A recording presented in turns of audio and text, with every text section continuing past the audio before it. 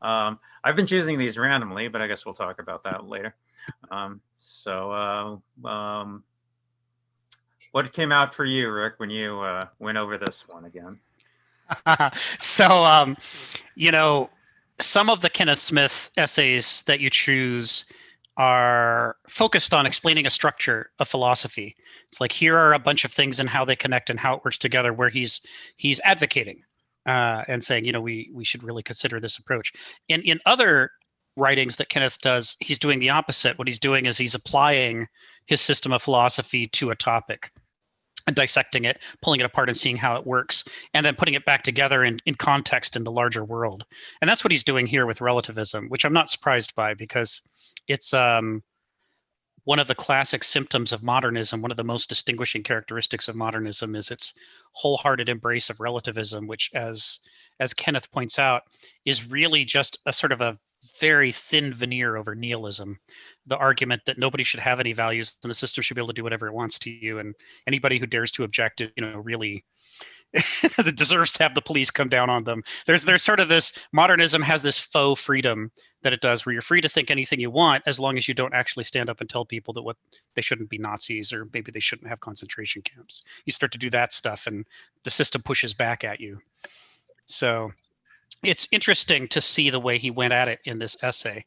I notice, for those who aren't familiar with his writing style, every time he has a paragraph that opens with the dash dash, it's another point of entry. He could have put a heading there. He's like, what he's done is he comes at it from one angle, explores that idea, and then backs off and comes at it from another angle again.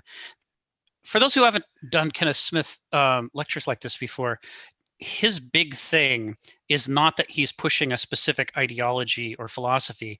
His big thing is that we should be exposed to as many different kind of healthy ideas as possible, so that we can approach things from different perspectives. So as human beings, we live such a short time. We have such a narrow perspective on what's a huge, complicated world. And so it's not possible for any of us to arrive at the truth, and so we shouldn't be in the business of pushing the truth. What we should be doing is looking at trying to collect different perspectives, so that we can correct for the defects in the ways we think about the world because of our short lives, and start to see things from different angles. So that's what he's doing here. Each time you see the dash dash, he's backing off and coming at relativism again from another angle.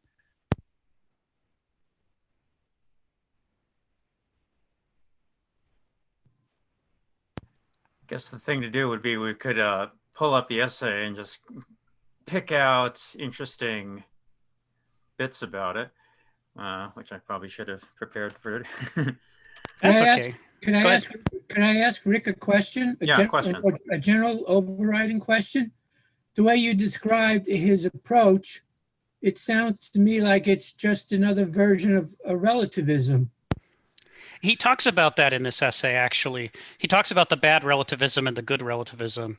He says there's a way in which you could interpret the word relativism to have good content. And that's that, ideas need to be put in context. We need to look at them from a lot of angles. But as he points out, that's really not what anybody means in the modern world by relativism. What we mean in the modern world by relativism is, when in Rome, do as the Romans, judge not lest you be judged. Everybody can think whatever they want. And that's what makes us so confused, for example, in Germany in the 1930s. As fascism rises, we all sort of dither and go, well, we're not supposed to judge, so I'm not sure what to do. And of course, we're doing that again now with, today's concentration camps. We're like, well, it doesn't seem like it's nice, but I've been taught not to judge, and everybody's entitled to their own views. So I guess if they want to round people up and put them in camps, I don't know what to do. There's this pacification that happens from the promulgation of relativism, which he's critiquing in this essay.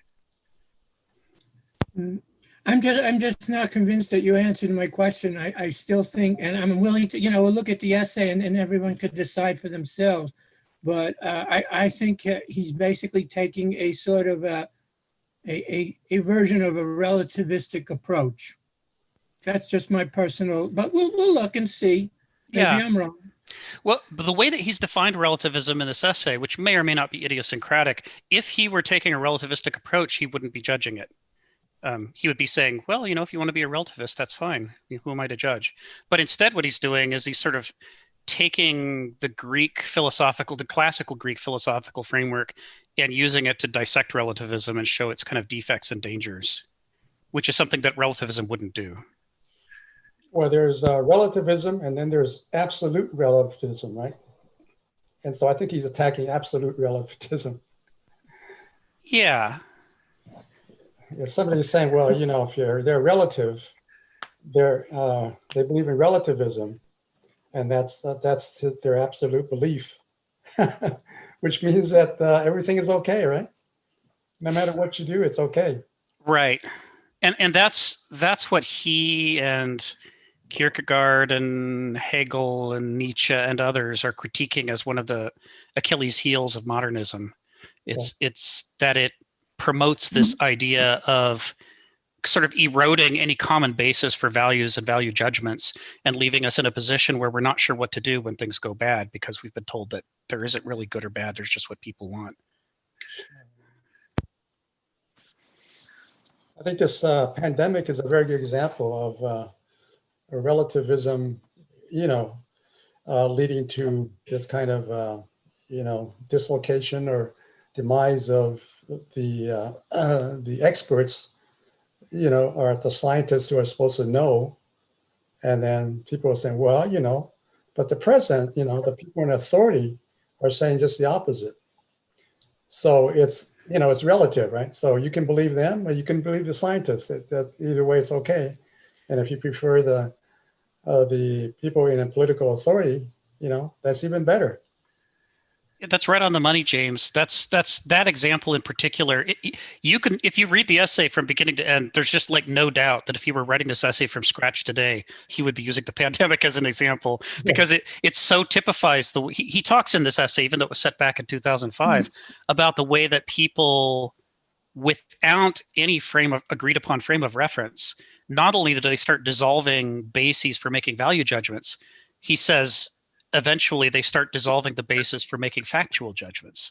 And pretty soon people are choosing facts based on what pleases them, based on what's instead of based on what's true or real or important.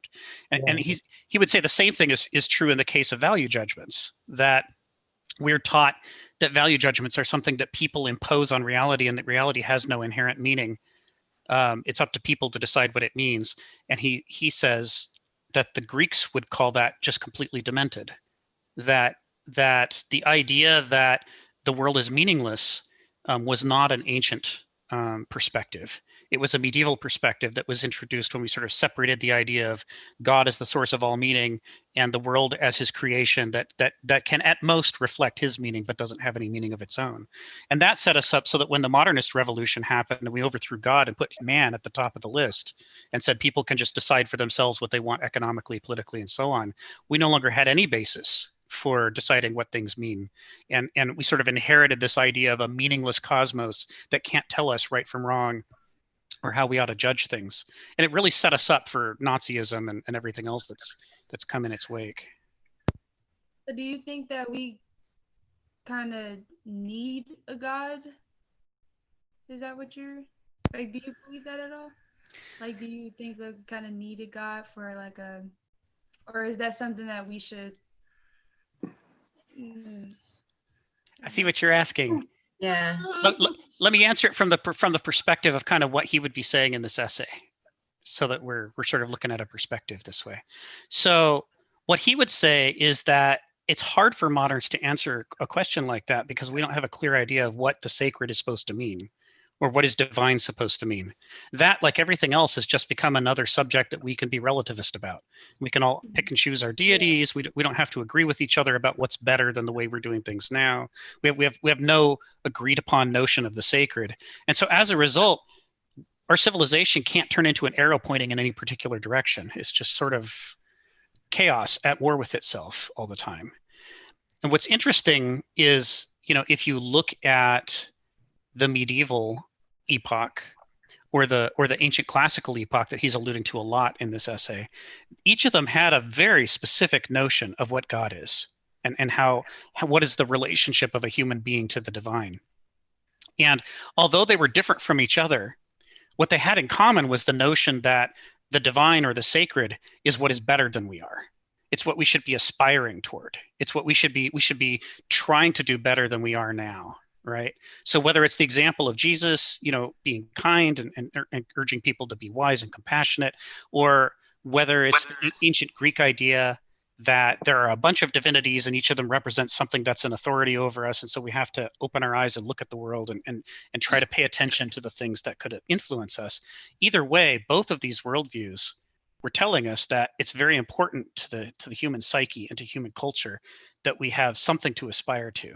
What modernism says is, nah, people are in charge of everything. You could pick and choose your deities just like you pick and choose your Chinese food, just like you pick or choose whatever else. It's sort of, there's this nihilism and relativism at the core of the modern world, and it causes problems. But even if you look into the atheists, the modern atheists, they have set up a standard of ethics, which they aspire to, and they're very activists in trying to promote their ethics of their values. They're really, socially activist values to help the other people, and they have basically really, very traditional causes that they've set up as a standard of moral values that they aspire to. Well, it's an interesting thing, in the absence of any coherent, agreed upon system of values, what we're doing is running a bunch of experiments all over the world at the same time about what happens when you try different approaches. You see this with atheism. Atheists don't have a single value set. There are a number of different secular organizations that have each put together their own different value sets. And so, for example, talking about really well-known atheists who are authors who critique religion and write about value systems, they come down on different positions, for example, about whether we ought to be at war with the Middle East. Right. So there are some atheists who are terrified of the Middle East because they see it as religious fundamentalism and they want to stop it and stamp it out and make them all be secular. And there are other atheists who say, no, that's cruel, and cruelty can't be part of a value system, and we have to take a different approach. They don't agree amongst each other. And they, more importantly, don't have any basis for resolving those disagreements because we have no fundamental agreement about what the core principles are we ought to be living according to. Without that, everything just turns into a debate. But they are trying to come up with some standard of value. Yeah. And so I was just trying to respond to the question of whether we would have some kind of theistic belief to bring the belief of God back in order for us to act morally and have values. And Rick, maybe it's too late for that. Yeah, Rick, I have a question along similar lines. If we accept the fact that there's a overall zeitgeist in the culture of relativism, as a sort of a group mind, right? Relativism is there. Is it at all possible to argue that, say, I as a separate individual could in any way, shape, or form claim that I have an absolute philosophy without somebody saying, yeah, you think it's absolute, but in the big picture, it's relative because everybody else thinks their philosophy is absolute. So is it even make sense in terms of using language and words to try to take the standpoint of being an absolutist? That's a really interesting question, Ron. Certainly when you have what in other essays Kenneth Smith calls an anti-culture, which is what modernism is, an environment in which cultures, we talk about the American melting pot, and we sort of mean it in a praising kind of way.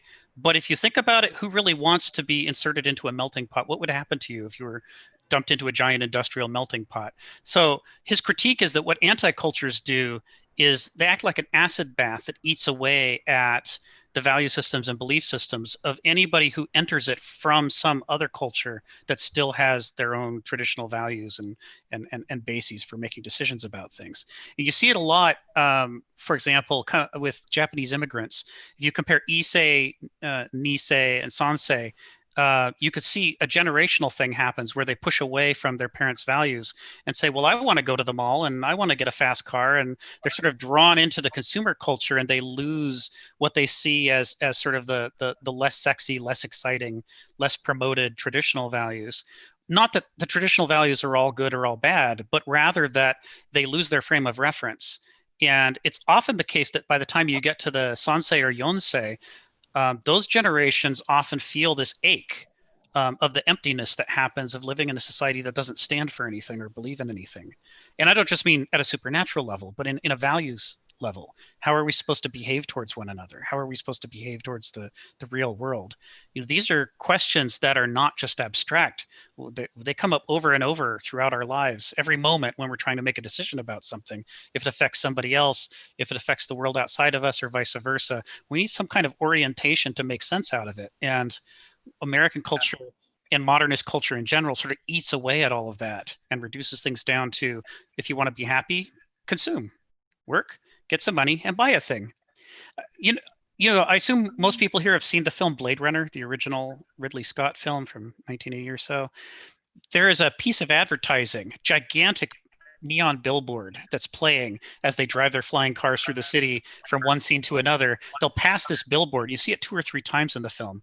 And it's this woman's face, and she's sitting there looking sort of neutral. And then she puts a pill in her mouth, and then she smiles. And that's the whole commercial.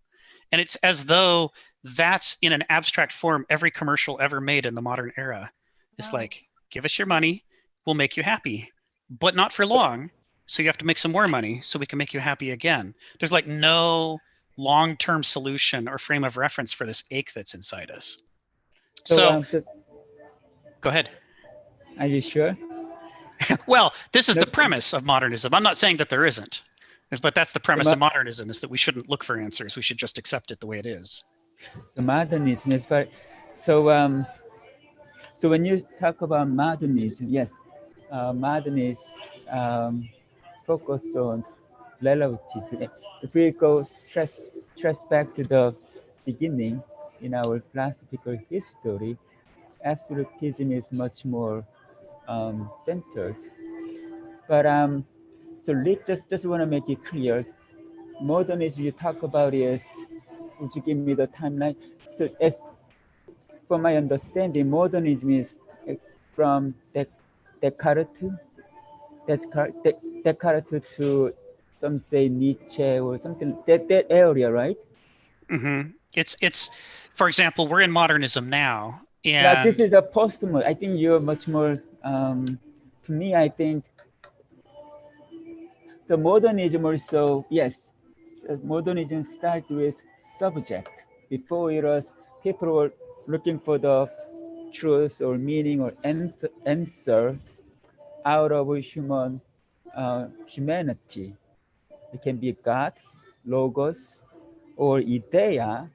So it was an object. They got an answer out of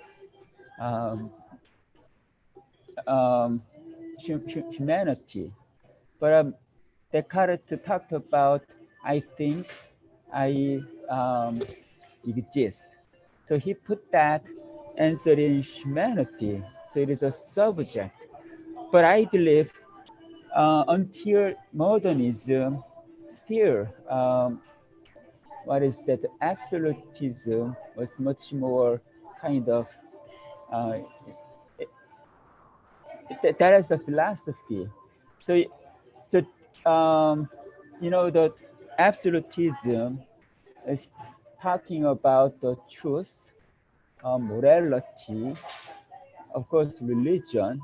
So people have, they don't have their own choice or whatever. Even modernism shared that. Only difference is absolutism was looking for the truth out in the universe. But modernism was looking for the truth, human reason. So we call it logos-centered philosophy. In that kind of culture, still absolutism was more dominate in our culture. But after Nietzsche, yes, now the relativism has been dominant in our culture. So, you know what I mean? I do, and I Because think you're we are right on the talking money. about, yes, you are talking about more tendency of postmodernism rather than modernism. If I am wrong, please correct me. Well, I'm not a bearer of answers in this regard. I'm just a provocateur. So, but certainly what you're talking about, it fits the framework that Hegel, Nietzsche, Kierkegaard, Kenneth Smith, and others are using to divide these eras from each other. They're based on the ideas of nature, God, and man. And how do we relate them to each other in terms of priorities and sources of meaning? And in the ancient world, nature had priority and was seen as the source of meaning. Even the gods, the Olympian gods, were only seen as aspects of nature, not as creators of nature. They were inside of it, not before it. And the medieval revolution was the assertion that there was only one God and he came before nature and he created nature. And so therefore nature stopped being above the gods and became below the gods. Right. That was the revolution of the medieval era, and the modern era was another revolution. Pico della Mirandola is the guy that Kenneth Smith cites frequently as a philosopher who summed up modernism at its birth. And his assertion was what you're saying, that we can look inside ourselves for meaning. We don't need God and we don't need nature, and sort of what it's led to. Is it may have started out with a coherent intellectual framework that sort of, dissolved away the old authority structures and replaced them with people making decisions. But the problem that he talks about in I think part 2 of this essay is that once it gets underway, modernism can't stop itself. It's got blinkers on, just like every other era. It thinks it sees objectively, but that's what they all thought. That's what every era thinks, is that we are the culmination of history and we see better than anybody else. But what it actually does is it's a specific worldview in a specific time that's able to see some things clearly and other things not clearly at all. And so modernism's way of going about these things is through analysis and division, and critiquing.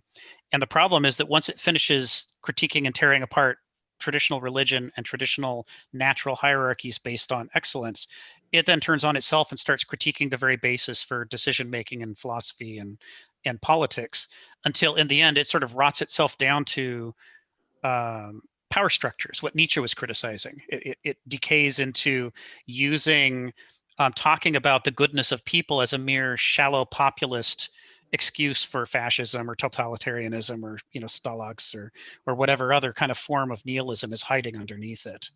And it's because go ahead. Yeah, so Rick, good to hear you. My name is Clark. Welcome, everybody. Hi, Clark. Yeah, just to provide a little bit of understanding there. So you initially said, and I'm forgetting the gentleman's name that said it, that these essays, or this essay that we read, represents itself a kind of relativity. And your response that I heard was, no, that's not the case, because if it was, it wouldn't have judgmentality. Is that accurate? Yeah. So what you're saying right now actually doesn't represent that in this sense. If everybody, and this is kind of the way I view, personally, what's going on in the culture wars that we're having right now. These are culture wars of relativity. And it doesn't produce the lack of judgmentality. It's the opposite. It does produce fascism. It does produce power grabs and rationales to grab power. So the judgmentality is actually the product of relativism.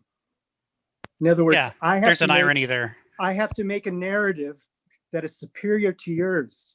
But if we're both have, and this is the same as the Antifa and people that like Trump, to me, they're all the same.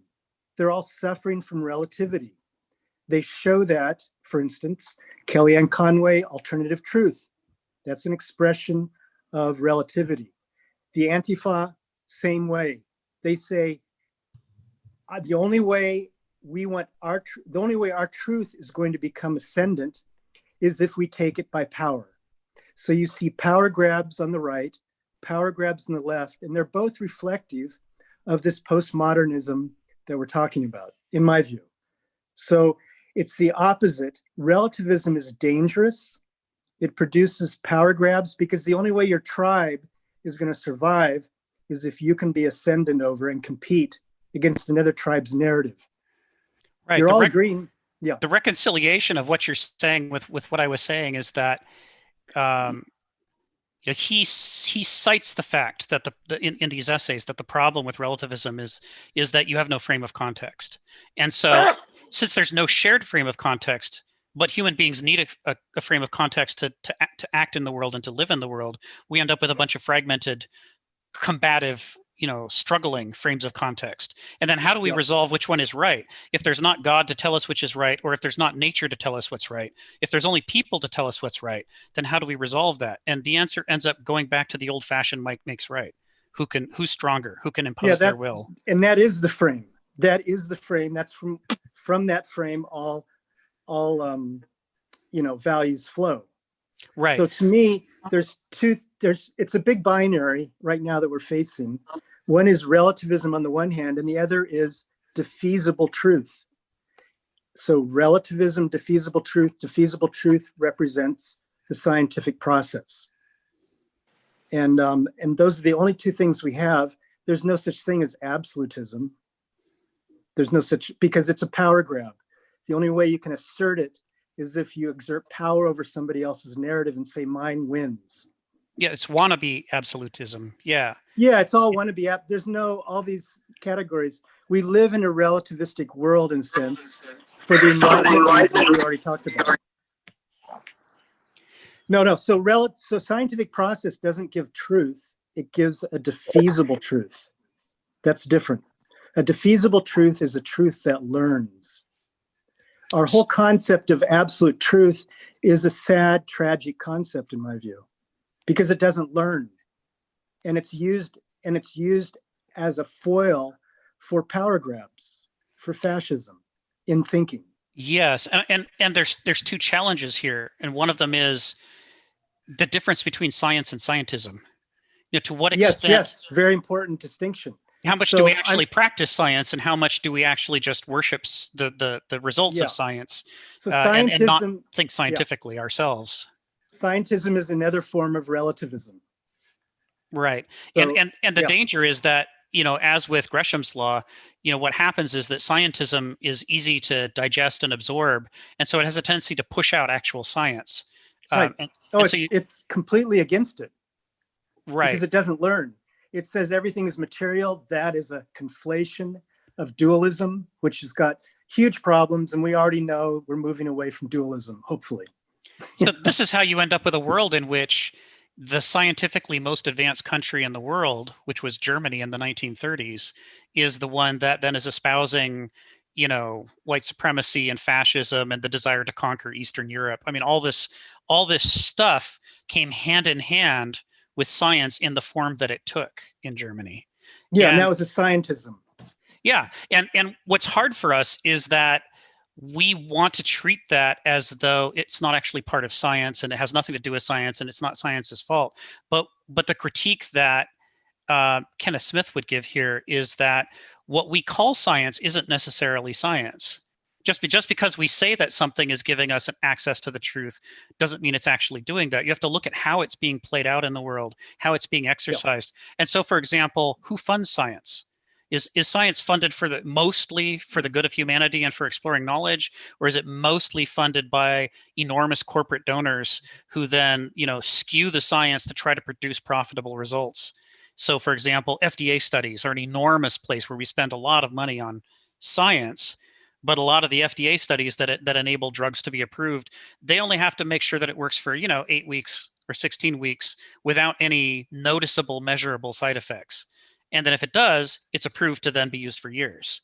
So was that science, or was that science being used as a fig leaf over sort of naked profit? Yeah. So scientism in our culture is conflated with science. In the scientific process.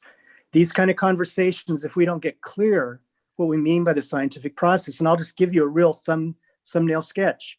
I mean by that, the scientific process is a set of cultural mechanisms, defeasible, relativistic, processes that our cultures evolved, including like critical thinking, consent, careful observation, feedback, peer review, investigation, independent replication, rejection of authority, tradition, and revelation. These are all cultural mechanisms that held together create the scientific process. That's something very different than scientism. And I was disappointed in the article because it was basically, to me, a rant wanting empathy. And I know that's judgmental, but I'm also saying that he really didn't specify any of the terms that he cares so much about in this. And that's wonderful, but it was like he's wanting some empathy for the pain he's feeling. And what I was looking for was more clarity on what he was meaning by the underlying problems that was giving him the pain, rather than just name calling. This is what I said at the beginning of this, this discussion, is that Sure. there are other essays in which he defines his terms and lays out the system. Yeah, I'm sure. And this is the other kind of essay where he applies it to critique something. Well, yeah, it was a little disappointing to me because it was more of just an emotional rant, and he's looking for empathy. You should have joined us for the earlier calls when we were talking about the system then, because those are the ones that sounds like you would have enjoyed more. So that's fair. That's totally fair. Yeah. Yeah. But I can help you to translate it. I can help you to understand what it is that he's trying to say, what the assumptions are that are behind this. Not to advocate that you have to believe what he believes or think the way he thinks, sure, but just what terms of reference are. So when he critiques science in here, he's not critiquing it in the form that you're thinking of it as. He's critiquing it in the form that it actually exists in the modern society, the way that it's, with its warps and distortions, with its scientism instead of science, with the way in which it doesn't look at the whole picture, but just looks at little isolated, fragmentable parts that can be profited off of. That's just pseudoscience. But it's the dominant form. Is the problem. But it's not science. So why isn't he saying pseudoscience? That's my point. So do you know the no true Scotsman fallacy? No. The no true Scotsman fallacy is that... no true Scotsman. I thought you're saying something else. Yes. Right. So that happens a lot around science, especially with people who love science. And the way that it happens is every time science is abused or used incorrectly, people say, well, that wasn't really science. And they'll do it even to the extent where it could be the dominant form of science in the world today, the thing that we see every day in the newspapers and all around us all the time. And still people will say that doesn't count as science and you can't critique science for that. No, that's a good point. So in a way, I'm revealing that fallacy. If you're but that's okay. Out. I sympathize with the fallacy because I share a lot of what you're talking about. But there's also a point of being clarifying what you're talking about. If you're criticizing something that isn't what you really mean by the term, then that's also very confusing. So what he would be saying here is that science arose out of natural philosophy, which is an older system of thought than science, and that science is a specific piece of natural philosophy. And more importantly, science hasn't become, in its normative, most common form, the thing that it was promised to become yet.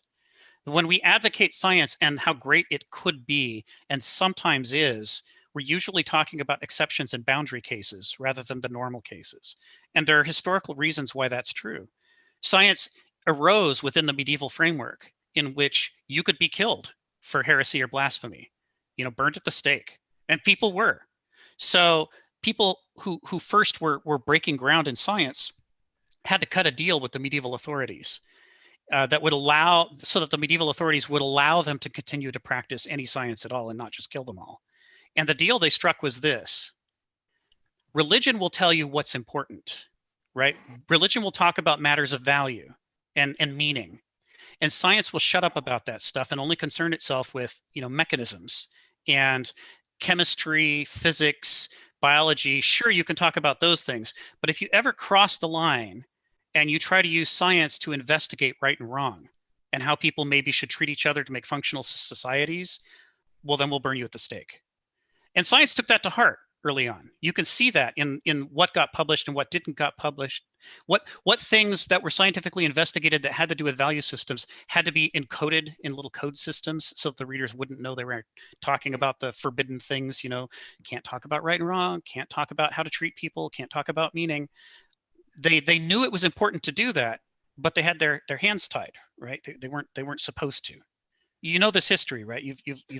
I've read. He's my favorite book I've ever read. David Wooten's The Invention of Science. Yes. But you're leaving out something here. It's not, that is so much more complex than what you're saying. Well, it it's has not to be. just I only science. said a few sentences. No, I know, and that's fair. But I mean, the important point is what you left out. It's not just an extension of natural philosophy. It's the extension of our ability to actually have a means, a process that's defeasible, that's contingent. Oh yeah. That's completely a different feeling than the set of the philosophers and everything preceding that. And it has to do with epistemology. It has to do, there's an epistemological shift. Yes. And so it's not all materialism either. Right. So that representation actually feeds into the pseudoscience that we see today. Yes. That That's narrative that you're saying feeds into pseudoscience. It's does. actually so much more complex and interesting, actually, It is. than it being a war of spirit against materialism, Cartesian dualism. Well, that wasn't what I was. No, I know I you was weren't, saying either, but that is what it invokes to me. But When you there's no talk about helping that, science, right? I mean, Yeah. if you've got a shameful history, you've got to be able to talk about it. And there is a shameful history in the devil's bargain that was made. And the way that it's shameful is that today, even though the medieval church is not here anymore to tell science that it's not allowed to scientifically investigate questions of meaning and values, nevertheless, there's this enormous momentum, and this whole economic system has grown up around science, or scientism rather, such that scientific investigation into such issues as, is America the best of all possible countries? Do we have the best of all possible governments? Why don't we scientifically investigate that claim? That sort of thing gets suppressed, even today. You're not allowed to look into that stuff. Your funding will dry up. People won't publish you. There's a whole system of control still applied to this system. That is the point, that the whole medieval system you're talking about is now being played out in relativism. I mean, right now, you look at how science is respected. I'm talking about science now, the actual scientific process. It's not a product, it's a process. Yes. So we conflate technology with science. Yes. We do ourselves such disservice by confusing ourselves and not being clear on what we're saying. Oh yeah, that's right. So, all the time. So we have technology that gives us products that come out of the scientific process. But when somebody that represents a pharmaceutical company that says science has discovered this that works, they have left the scientific realm. They've entered the narrative realm, the philosophical realm, but they don't make that clear. Science doesn't produce products. Would you agree with that? So there are two ways to answer that question, and I think they're both valid. And one of them is what you just said. That's valid. You can do category definition and say, if it has these characteristics, it's science. If it doesn't have these characteristics, it's not science. That's sort of a Platonic Plato ideal approach, in which you use the definition and the category to sort reality into different categories and say, this part's real science, this part's just scientism or an abuse of science. But there's a second way to do this. There's an existential way that you can analyze it, and they'll both give you useful answers. But it's a mind shift. Even if it leads you to the same conclusion in the end, as far as what you do, it's a mind shift to look at it from an existentialist perspective. And the existentialist perspective might be to say, if almost all the time we do it, it takes the form of scientism rather than science, then maybe that's what science is. And the thing that we have our allegiance to is some other unnamed thing that we don't get to talk about because the word science has been taken over to apply to what ought to be properly called scientism. So we could fight the language battle and try to, reclaim the term science and say it's not science unless it really does it the right way. Or we can say, fine, whatever medieval moderns, if you all want to call this crazy scientism you're doing science, you can, but our allegiance is still to this other thing that you won't let us call science, or that you mistakenly refer to as science, or rather this other thing whose name you've taken and applied to this incorrect area.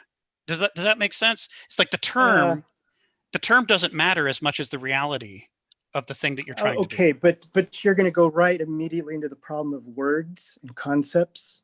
I mean, to say that what I'm suggesting is science is merely a matter of my frame, of Platonic, whatever, I think misses the point. We have the ability to actually decide what we mean by the scientific process. We have the ability to look at history and we can say that it's this more than this. And what Ideally- you're suggesting to me is, no, that's still, we can relativize that. We can say it's your preference. That's not what I'm saying. That's not, okay. I agree with your critique right now. What you're saying, that's not what I'm saying. Okay. What I'm saying is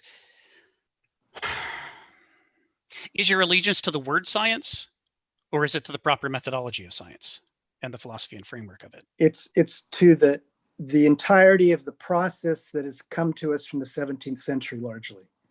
And Right. and it's complex, and our culture hardly recognizes it. But I think there's great utility in being really clear and holding to that, and not saying, well, no, let's just call science something else. Things just happen, or something. Yeah. No, that isn't. There's no reason for us to talk about this any further if that's the level at which we're just going to throw things away. My sympathies are with you, Clark, because I'm a prescriptivist by nature too. I want us to be able to talk about things clearly.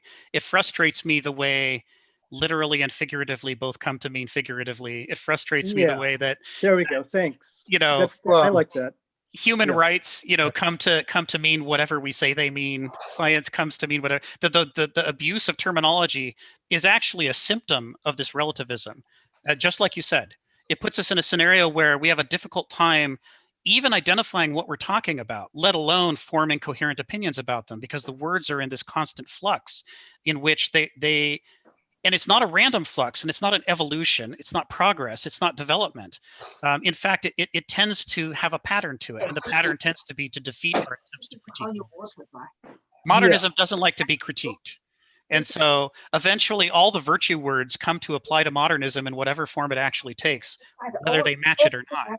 So we call scientism science even when it's not. Just like you're saying, that's a problem that we have, right? In trying to it's our biggest problem right now, because personally, but I'm also interested in what other people think about this. I don't want to just monopolize you, or I've never been part of you guys before, but I'm part of a book group. And if anybody else is interested in the invention of science as a book group, please text me in the chat and we can get together, because I've read it now about 6 times and it describes exactly what we're going through as a world right now. Well, if you could type the name of the book and the author in the chat, that would be great. Then people can follow up. I will do that. Clark, do you agree with Thomas Kuhn's structure of scientific revolution? Oh yeah. Where it sounds like what Rick was saying about the medieval was a paradigm that was in control of the authorities, in control of scientists at that time. That's a certain paradigm, and now we're going through a different paradigm with the authorities over what science produces. Right? It's different. But it's still, there's an authority there that is controls what science is producing or discovering, or creating, or whatever. Right? Yeah. So David Wooten's book, The Invention of Science, is a response to Kuhn and Popper largely, and postmodernism. So I know what you just said is Kuhn's thinking, but I don't agree with it any longer after reading David Wooten's book. Mm-hmm. I don't want to belabor that, for everybody else might not be interested in it, but we could do a whole thing on science. We could do a lot of things. We could do a whole series on science. Right. There's no question. So if I could put a little something in here with you guys. Please, Ron. One of the sort of throwaway lines that Clark mentioned about halfway through was he mentioned we're moving away from dualism. So I want to bring that up a little bit. There's a school of philosophy, a whole school of philosophy called non-dual philosophy, which might be akin to absolutism, as opposed to dual philosophy, which is relativism. Now, for example, in relativism, in dualism, they for example will say natural science, physics, yes, we deal with that. Metaphysics, that we don't deal with, because metaphysics is approaching non-dualism and absolutism, and that doesn't fall within the parameters of our epistemological capabilities, according to the relativists.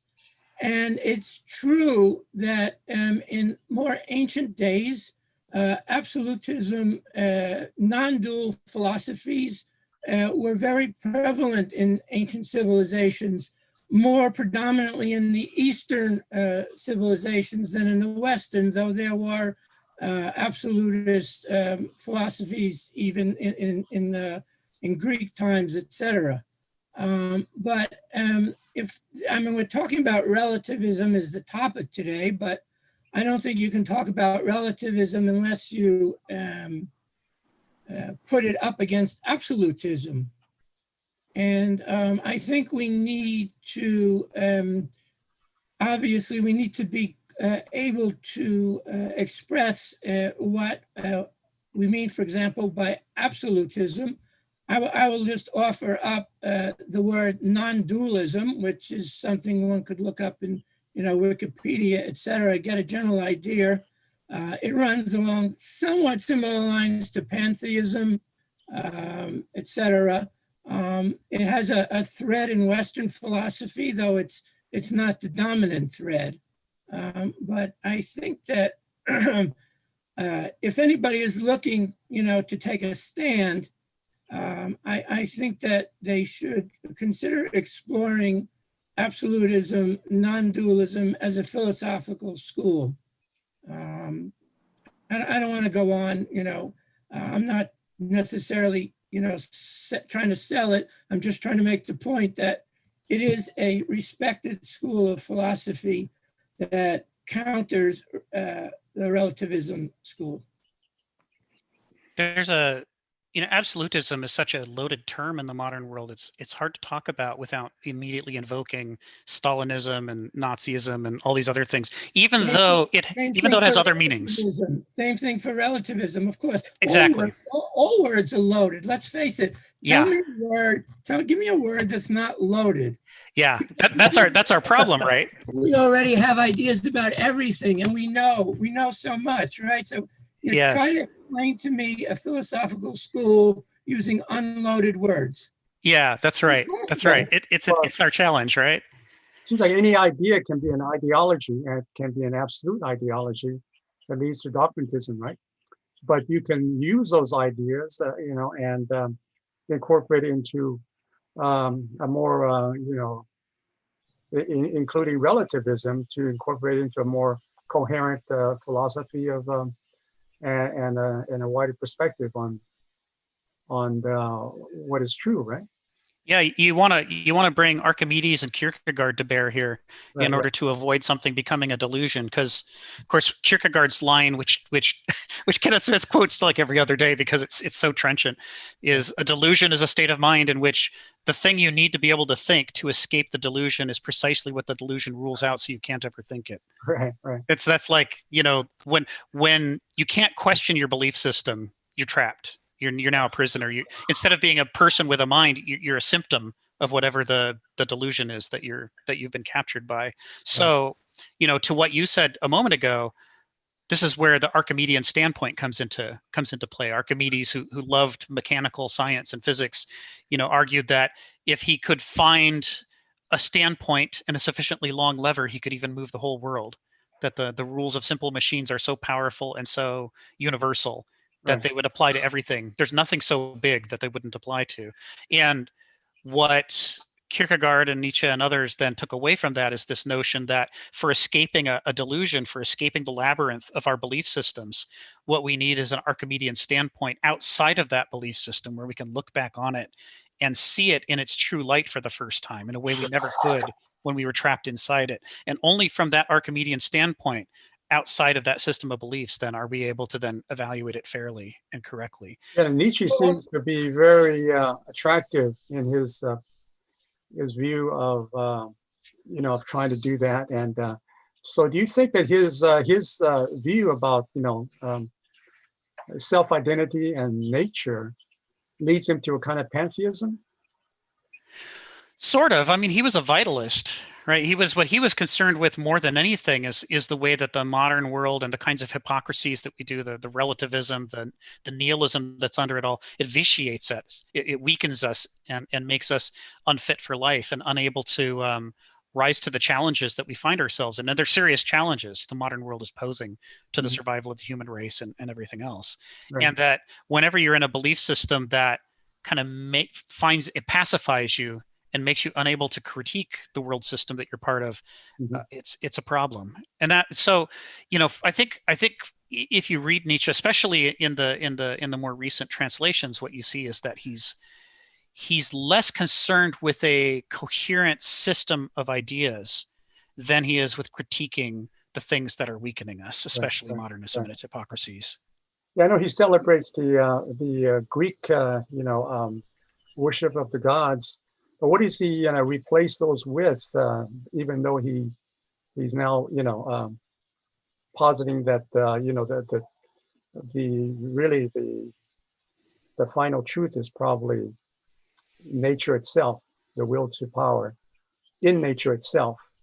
But does he want to create some new mythology about that, or is that a kind of a mythology? Oh, it's such a huge discussion.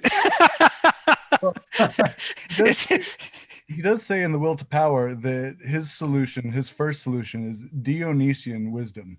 If you're going along the lines of how he appreciated the ancient Greek worship of the gods, I think he was advocating a kind of Dionysian, joy in the destruction and criticism of, faulty, weak beliefs.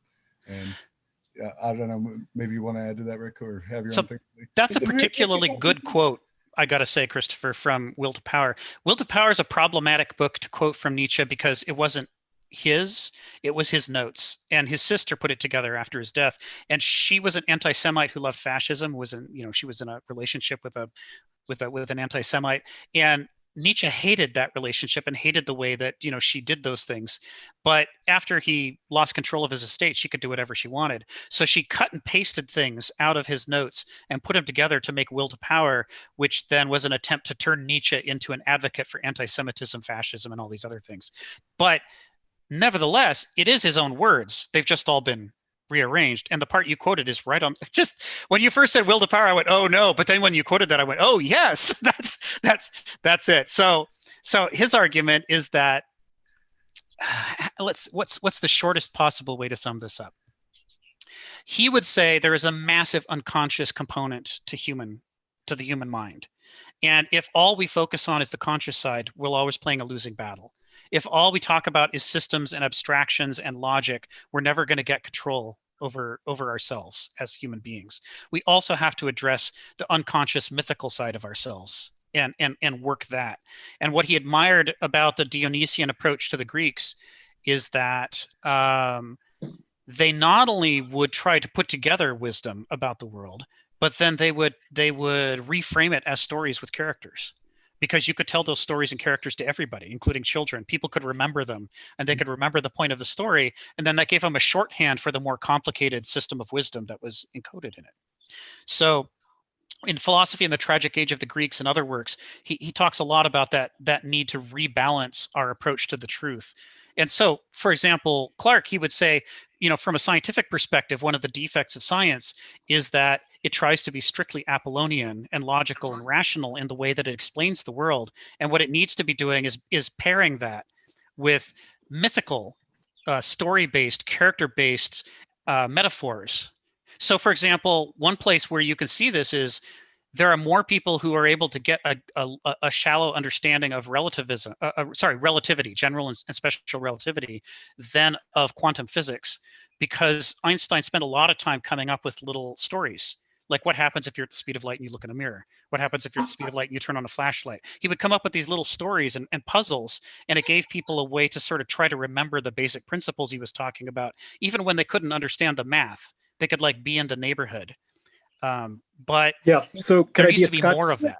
So Rick, can I just say one of my favorite quotes that I have hanging on my bulletin board here is a quote from Einstein, very short quote, and it says basically, it says, reality is merely an illusion. Now, I want to mention with Nietzsche, if Nietzsche was alive today in the era when we're beginning to explore, quantum, physics and so forth, I think he would have been very much attracted to it and to the ideas that quantum physicists, people like Niels Bohr, obviously passed away, but the idea that consciousness, awareness, affects reality, that this is much more complex and more challenging than any sort of simplistic, materialistic, Newtonian way of trying to understand reality. And it does lead, if you follow the threads that modern cutting edge physicists are coming at, to a very sort of maps very, very decently onto absolutist ancient philosophical systems of non-duality. And I think Nietzsche would have been very much, for example, attracted to these modern ideas that are just beginning to be explored in the 20th and 21st centuries. It's possible. I mean, I feel like he might be too distracted. His head might be exploding right now from the pandemic and how we're treating it. Right? Like overload. How do you, but part of the practicality of the absolutist traditions in the ancient world was that the mind will throw up unending stuff, 10,000, 100,000 things, and that the way back to the truth is not through the mind, because the mind is just going to throw up. It's to go beyond the mind, and this is where obviously the relativists and the scientific approach, they're going to want to jump off board at this point and say, oh, he's one of those new age kooky kind of guys, dismissed. But I understand that this point of view is a very sort of a minority point of view, but I feel that it, to the degree that we dismiss it, we are our own worst enemies. Ron, you mentioned two ideas, different but connected, and let's relate them to relativism, if I may. One is, how do we know reality, or what we call reality? How do we know that this is what, let's say, someone else perceives as reality? Number two is, you mentioned that consciousness affects behavior, or I take consciousness as ideas, as ideology, as the cognitive part in us. And for sure that is so. I mean, there is a circular relationship between ideology and interest and behavior. I mean, they affect each other. So, and that's the danger, and that's where we come to relativism as a way to cast doubt at what we know as the reality that you mentioned, and to ask questions about it. It doesn't mean that we discard it as a working hypothesis. And number two is that, yes, ideologies that were pushed, look today at the social media, look at QAnon pushing a conspiracy theory about Jews eating baby flesh or political celebrities. Now, ideologies like that are mobilizing a lot of people who have a tendency to, who have an anti-Semitic sentiment, or who have frustration and anger now, and they are looking for something a scapegoat. So yes, you know, they have a lot of effect. And that's where I'm going to, coming back to relativism. The way I see it is not completely rejecting ideology, but being careful with attachment to ideology, or having in any, we can't live without some ideology. Sometimes those are prejudice, but we tend to connect ideas in our mind as you Homo sapiens and make, you know, ideas relate in a kind of a model. So we all live with some kind of models that we put together. And a lot of it is prejudice in terms of we take the interpretation from the past and from another place. So we are not really relating to the material right now and here. So we have to be careful. And once we have a sort of ideology or a model or a theory, a conspiracy theory, to keep it permeable, because we can't live without it. But the permeability is what allows us not to gain objectivity, because we still are subjects, and we will be. Something like Rick was talking to, look from the outside is only relatively possible as intersubjectivity. So the more we are exposed to different ideas, to different cultures, the more chance we have to be critical about our ideologies and to give us a way out or give us a way aside. And so, by the way, absolutism is not in opposition to dualism only, but to multiplism.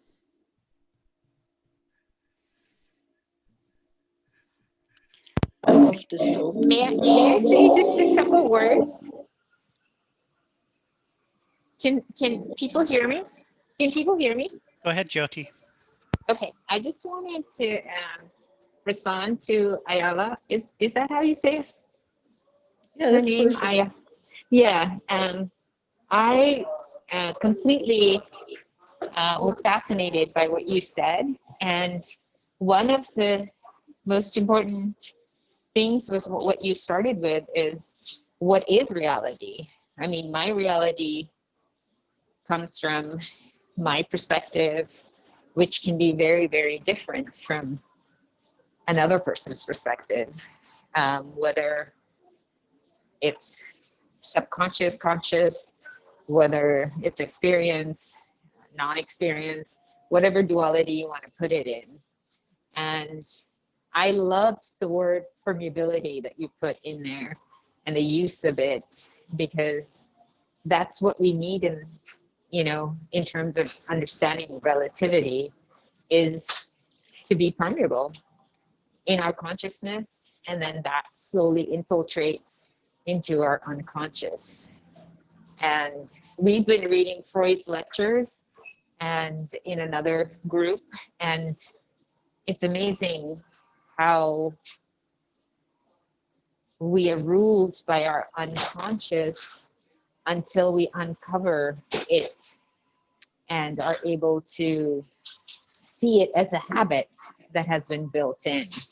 And then when you step back from it, you're like, once it comes into your consciousness, it's like, oh, okay, that's where I'm getting that perspective from.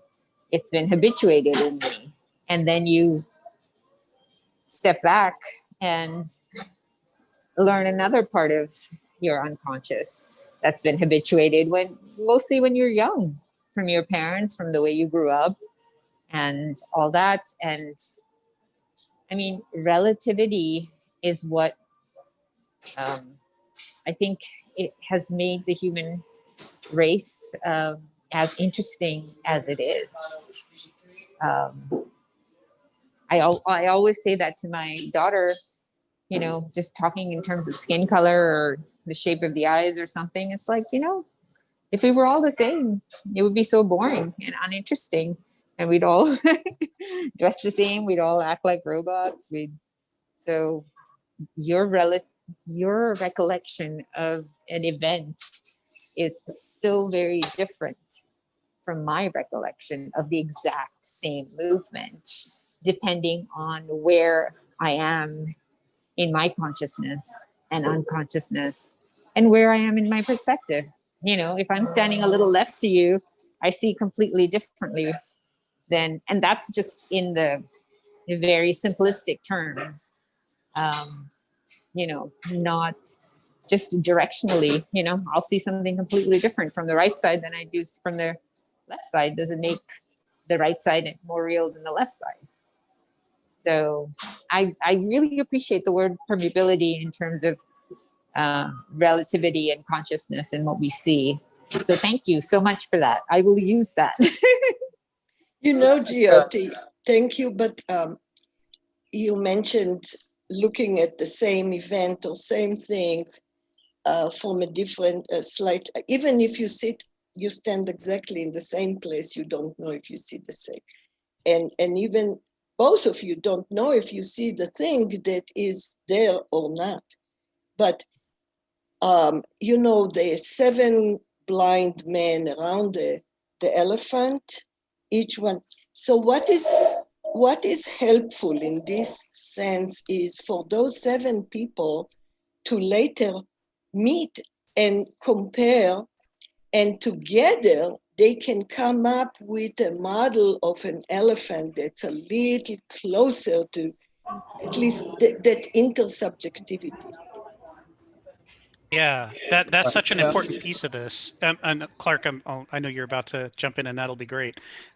Just to set it up, there's a value, a virtue in the system of the Jains, the religious system of the Jains of India, called anikantavada, and it means anti-fundamentalism, anti-dogmatism, many-sidedness, and it's based on the idea that each of our perspectives is too limited, and if we just embrace that perspective and say this is enough, I don't need to argue with you or disagree with you or compare with you because mine is just as good as yours, then we never compare the pieces of the elephant and figure out that we're talking about an elephant. So this is kind of how Kenneth Smith might make the difference between relativism and what we might call cosmopolitos, using the terminology of Socrates and Diogenes. With cosmopolitos, we have to take our limited perspectives and go check out other people's limited perspectives and compare them. Like the scientific method is based on this idea too, that we say it's not enough to have an opinion. We need to test it. We need to look for the ways in which it's inadequate. And so Clark, why don't we, that segues, I'm sure, into what you were about to say. Oh, well, I just wanted to thank, I'm sorry, I don't remember your name, but the concept of 7 blind people around the elephant. And then we get closer. That's a wonderful picture of what we mean by defeasible truth, right? It's truth that learns. So we get an 8th person poking at the elephant. We need peer review. We need a warm community. We need a forum in which we all together as social animals together decide what is going to work for us. It's not about logic, not about philosophy in this sense. It's about evidence. It's about contingent reality. And I would like, to also underline that I support the idea that we're talking always around it. We could talk more directly about it. What do we mean by reality? So, and what does naive realism say about what we all commonly share in terms of reality? And then we can talk, right. And there are a lot of things to talk about. But anyway, thank you. Yep. So based on you guys is somebody speaking? Yes. Oh, I'm sorry. Okay. So if I am right, relativism that I understand is not just, yes, it's, of course, it's against absolutism, but relativism is not against the universal value or universal principles. Well, how do we know the reality?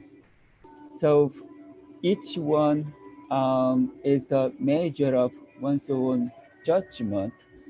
You can say what I can do or something like that. But yeah, we don't know the things itself. We only know the appearance from the thing. But you know what? But still, the thing that I love, maybe you will, I'm taking salt. I will say it's a salty. I'm not going to say it's a sweet. But probably you will say the same word that I say. You take the salt that I take, you will also say it's a salty, not sweet.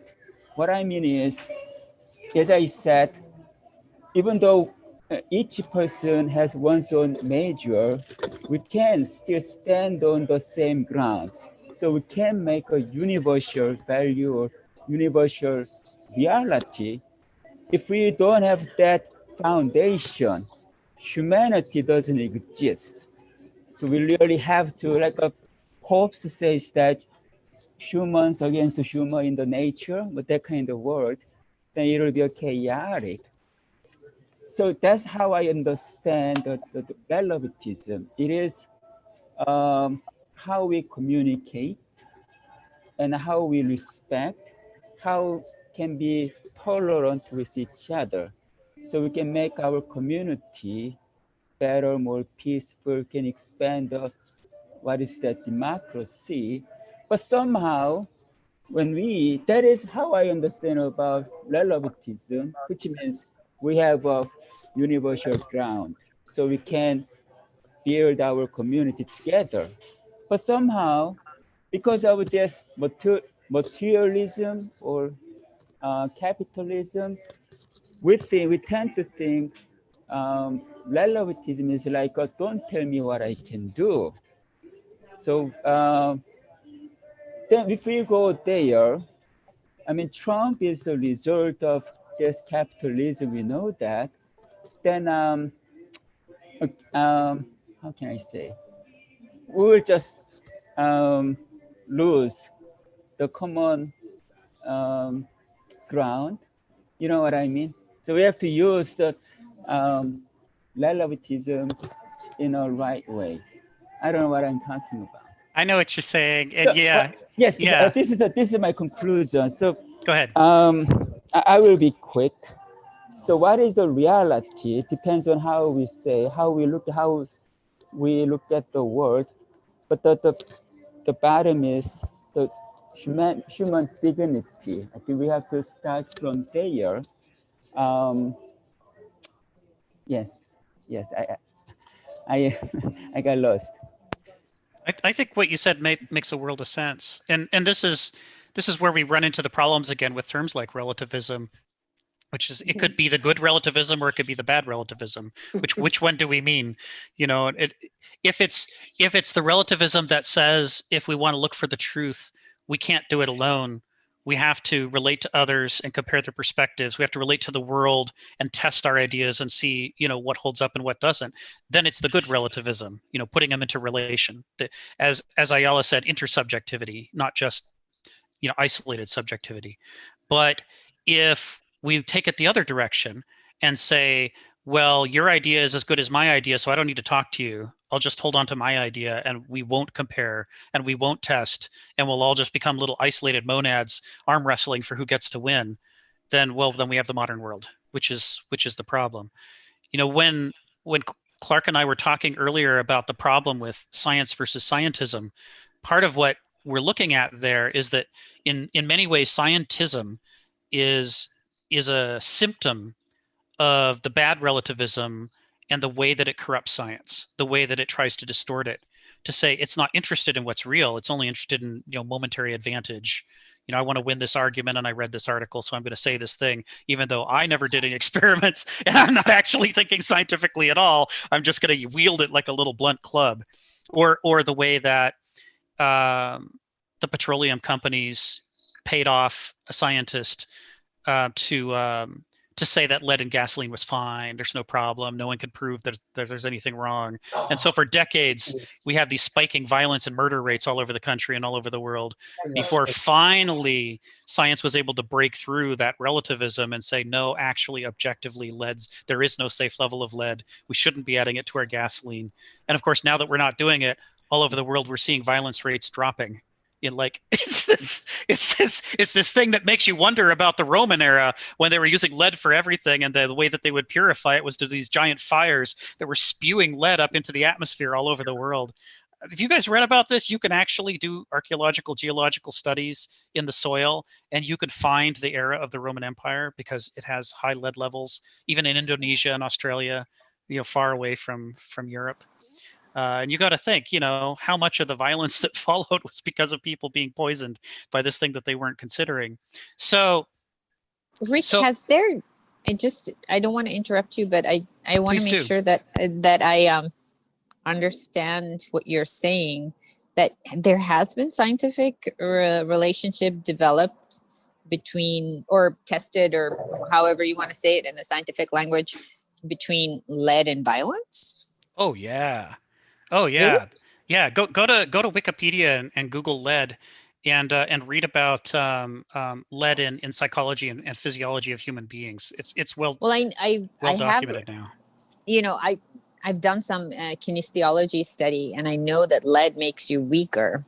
Like if you hold a lead pencil and somebody tries to press your arm down, it just goes down. Versus if you're not holding the lead pencil. So I know that it does weaken your muscles, but I had no idea that it's worth reading up on. I will. It's really important. Even before. Oh, sorry. It's not so much pencils, because that's graphite, which is carbon, but no, we're talking about lead pencils, not lead pencils. Because lead pencils, not graphite pencils. And it has nothing to do with it being heavier, or it just has that effect on your muscles as far as strength is concerned. So but have you watched Cosmos? Have you seen the Neil deGrasse Tyson second series of Cosmos? Yeah. So in there, he talks about the struggle of science around the issue of leaded additives in gasoline, and the way that science had to struggle against scientism, the warpage being imposed by the petroleum companies on the one hand, and then scientists on the other hand building clean rooms to try to isolate themselves from the atmosphere so that they could finally do high accuracy tests of lead in human beings and the effects on people. It's fascinating stuff. Yeah, definitely. I'll review that. I mean, lead, I just viewed as one of the heavy metals that, builds up in your soil and in your body that you can never get rid of, like mercury, or, like in Eastern Europe, what happened. But I had how do they find a correlation between lead and violence? Because violence is a very psychological, based. Anyhow, go ahead, Ayala. Oh, I said behavioral. Mm-hmm. Okay. Yeah, through people unable to manage their anger, acting out in ways that they didn't. They see it in the lead industry in particular. That's one of the places where it became the most conspicuous. But you can read up on this. It's interesting stuff. I will, because I find it hard that how do you have a control group on that? That's what that Cosmos episode was all about. Is the scientist who was trying to challenge the industry had the problem that lead was everywhere by the time he was trying to isolate it. He originally found it in ice core samples, where he discovered in deep ice core samples there wasn't any lead at all. And that was when he first figured out that all the contemporary ice samples were contaminated by lead. Before that, people thought it was just this naturally occurring thing, and that it was just in the soil. And he was the one who first came forward and said, actually, we're putting it in the soil and we're putting it in the air, and it's not naturally there in the levels. It's more contained within the earth until we process it and spread it around. So he challenged the petroleum industry to stop adding lead. And that's when they tried to sabotage his career, shut him up, because they were relativists, right? They weren't interested in an intersubjective search for the truth. They didn't want to know what the whole elephant was. They were only interested in their short-term profit. Yeah, in fact, there was a lot of cover-up. I know in many cities, but in Chicago, I remember the school system public schools found it. There's a lot of lead, Hmm. not just in the windows, but in the walls of schools, and that kids were exposed to, and there was a cover up. They didn't want to know because then they would have to demolish the schools and all.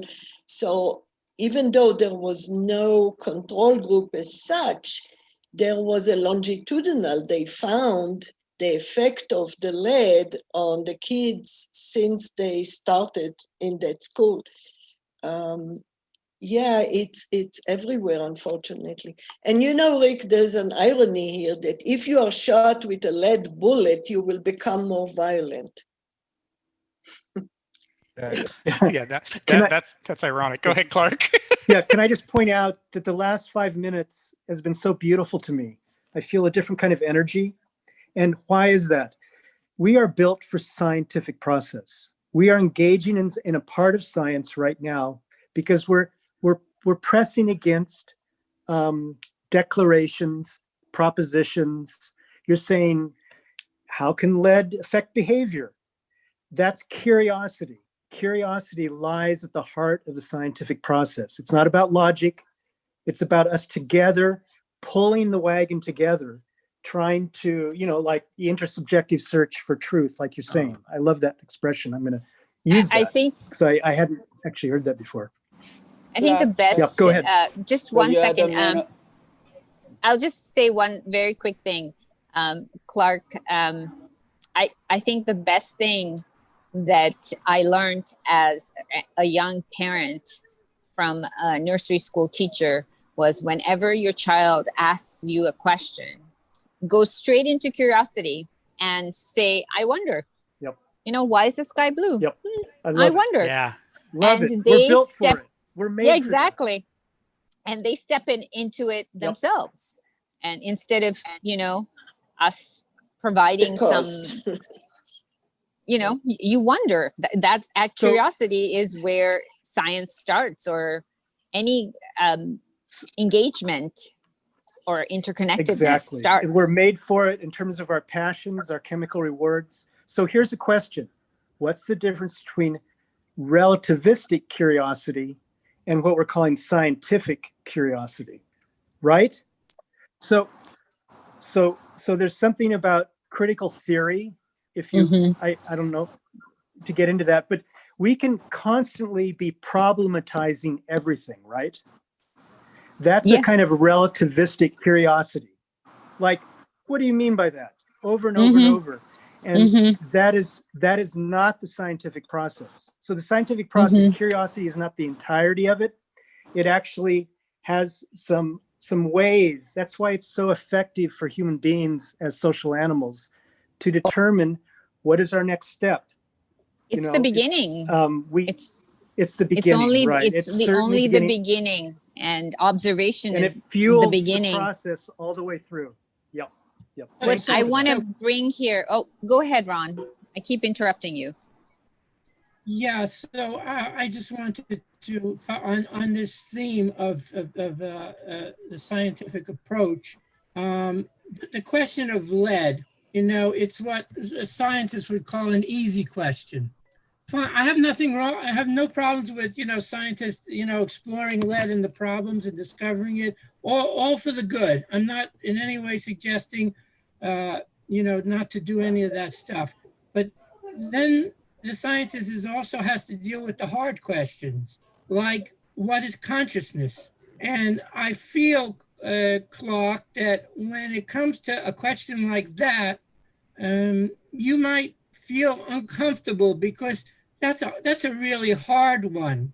And, and it's not one of the low-hanging fruits that we could, we could figure out very easily. But it's the same issue. I want to go back to what Ayala said with the 7 blind men and the elephant, and take a slightly different take on that story. Number one, the 7 men are blind. So they do have a shortcomings that's acknowledged in the story. And Each we one don't. of the 7. And we don't. Yeah. No, I'm saying we're in the same situation of being blind. And also that each one touches a different part of the elephant and says, this is the elephant. The elephant is this. Then they get together and they realize they have 7 different ideas about what the elephant is. So reason then says, well, we're all wrong. And maybe the right answer is if we put all of them together, that will be then we'll know what the elephant is. But then maybe an 8th person comes along. Maybe he's not blind. And maybe he says, look, we don't, I'm not blind and I still don't know. We still don't know what the elephant is. And today, we don't really know what an elephant is. We don't know the reality. We just know our own collection of blind puttings together. Now, I'm all with Clark. We got to continue to examine all of our illusions and to begin to say, well, if this is illusion, let's put it aside and continue the search for the real elephant. Let's not give it up because that's human nature. We want to know what an elephant really is. And so the scientific process is very good for eliminating what's not the elephant. It is not ultimately, I believe, its toolbox is limited. It will not be able ever to say what an elephant really is. No, the English philosopher Berkeley was the 9th person who came into the room and said, you know what, guys, there is no elephant. It's only your perceptions. So look, the answer is, the way I see it is in practicality, in the way we live. And my old experience, I lived many years, and I keep finding that principles don't have any final absolute answers because in reality they play in different ways because all principles and all ideologies clash with each other as we don't live in a vacuum. We live in multiplicity. So they can work. We like them. I think, Rick, you touched on that point. And so what we need really is that, again, not just the permeability, but the understanding that we might never find an absolute truth and to reconcile and go with the best. So scientific truth or absolute is these studies confirm, you know, so-and-so at this degree of confidence, let's say. It's all based on probabilities and replication and longitudinal and all that, until there will be another study that will show otherwise, or will show holes in this kind of theory. So always science, at least in theory, is always open until the next scientific study shows otherwise. So it's not an absolute, but it's a working hypothesis that really works best at the time in reality. And we have to lead our way as if we are blind men, constantly looking aside and trying to go around any elephant that we encounter and ask people, what do you see? What's your experience? The problem in life, and that has to do with Clark's, with your, I think, ideal human situation, is that we have a problem with pluralism, and that is with many different ideas, with relative ideologies, cultures, religions, and so forth, yet living in full tolerance and and on equal grounds. At the same time, pushing the principle of relativism or tolerance to an absolute would be also a mistake, because then everything goes, it's okay to kill your neighbor, to lie, to cheat.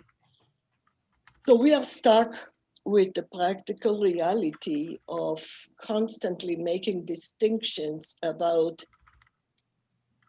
how a balance between those principles, and we are walking between the raindrops. Ayala, may I just respond to that? Please. There is in the original Vedas, the Hindu, a very old text, and I made notes for myself so I could bring that to our discussion.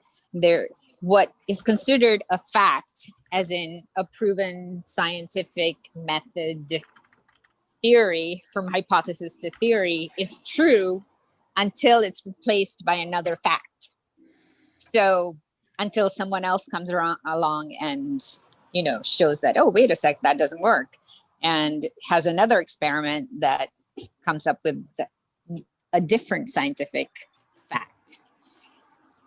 On the other hand, what we were talking about before, which is myths, and which a lot of original cultures passed on their stories very orally, before, like all the Vedas and everything were oral. They were passed from generation to generation. They weren't codified in language.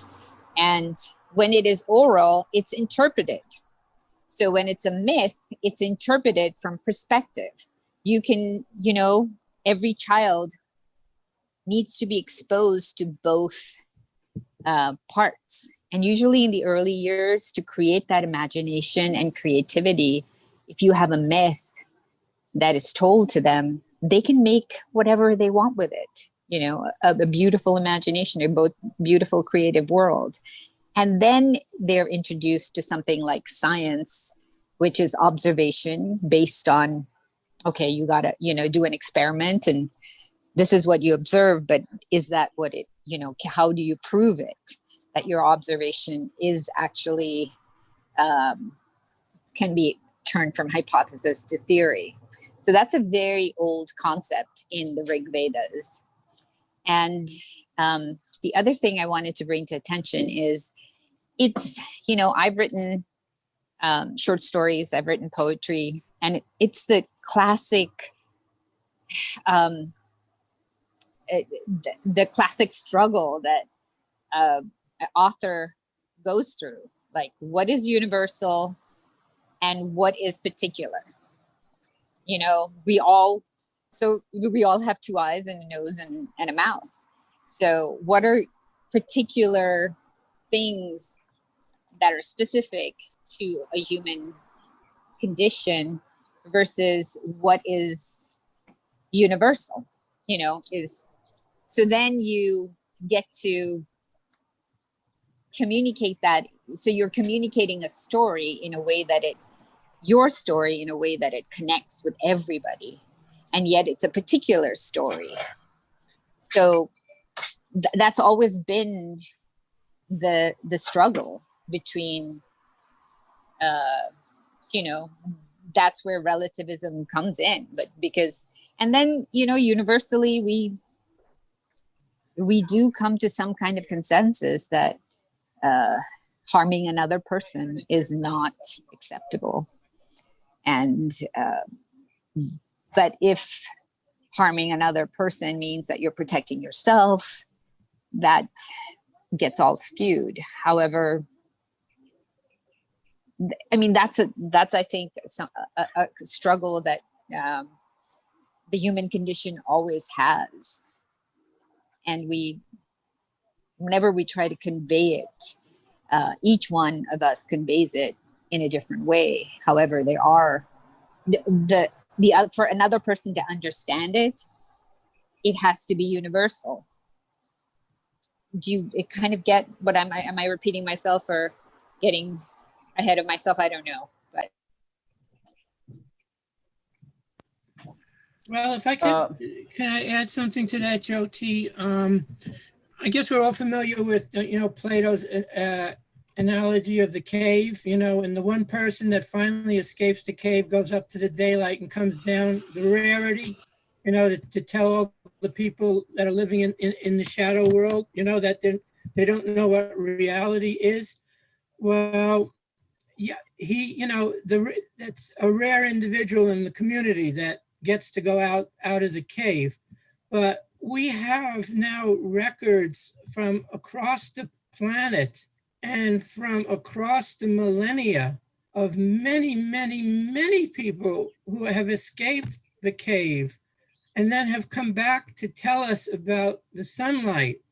And we now have the internet where we could search in all the different civilizations on the planet and collate the stories about the light and begin to see the patterns and the perennial philosophy that arises from across the planet and across the millennia that seems to have a general pattern of agreement. And that general pattern of agreement is in a great deal of consonance with an absolutist, non-dualistic philosophy. Now, granted, it's a very limited one, but we have, through living in the 21st century, the ability to connect with that knowledge. And then I think it behooves us as human beings, as scientists, as seekers for the truth, to put that perennial philosophy under observation individually and to test it individually and see if it holds up. And I think that more and more people around the planet are doing that. I follow, the conversations around the planet. More and more people are waking up to this perennial philosophy, that there's this universal awareness that is a definite possibility. And I just think that as an open-minded scientific inquirer, one should just keep the possibilities open, Ayala, that in a single lifetime, it is possible for a single individual to go all the way to realize and experience that truth. We have many thousands of recorded instances of it now that we're beginning to collect, to begin to get the evidence that this is a reasonable possibility. That's all I'm saying. So now, so let me jump in. What maybe okay, how twice. So Ayala and I don't know how to say Giota. So now balance. Jyoti. Balance. Yeah, Jyoti, sorry, balance. So now, how can I say? So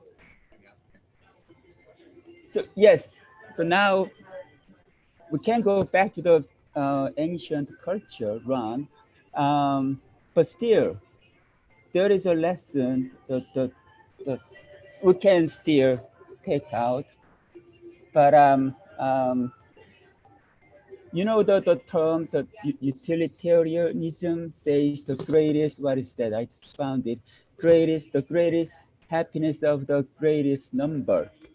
This is a wonderful, it started from utilitarianism from Bentham, or what is the other guy? John Stuart Mill. It is about utilitarianism, the greatest happiness of the greatest number. But it started from 18th, 17th century. But actually, is it really true? Do we really experience this greatest happiness of? No, still think about this social structure. In this capitalism, the rich is richer, poor is poorer, is much more severe. Now I heard only less than 100 rich people's money are more than the other 17 millions, right? So now It's much more terrible to live rather than in the ancient time. Why it failed? Our civilization evolved. We have where is the clock? Science developed. But why is much more terror for the common people? What we lack of is human nature. Human nature. So now this is a beautiful model. The great utilitarianism is a social term.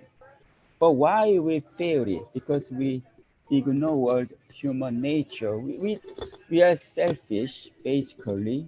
We want to satisfy our ego first, and then we have to look at the world.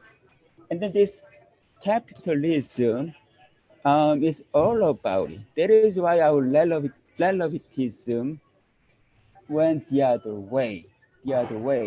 And then Nietzsche studied, what is that? This maybe perspectivism. He said God is dead.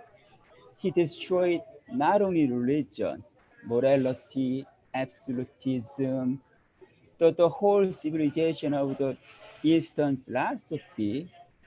After that, who is Foucault talked about structure. The structure is a prison itself.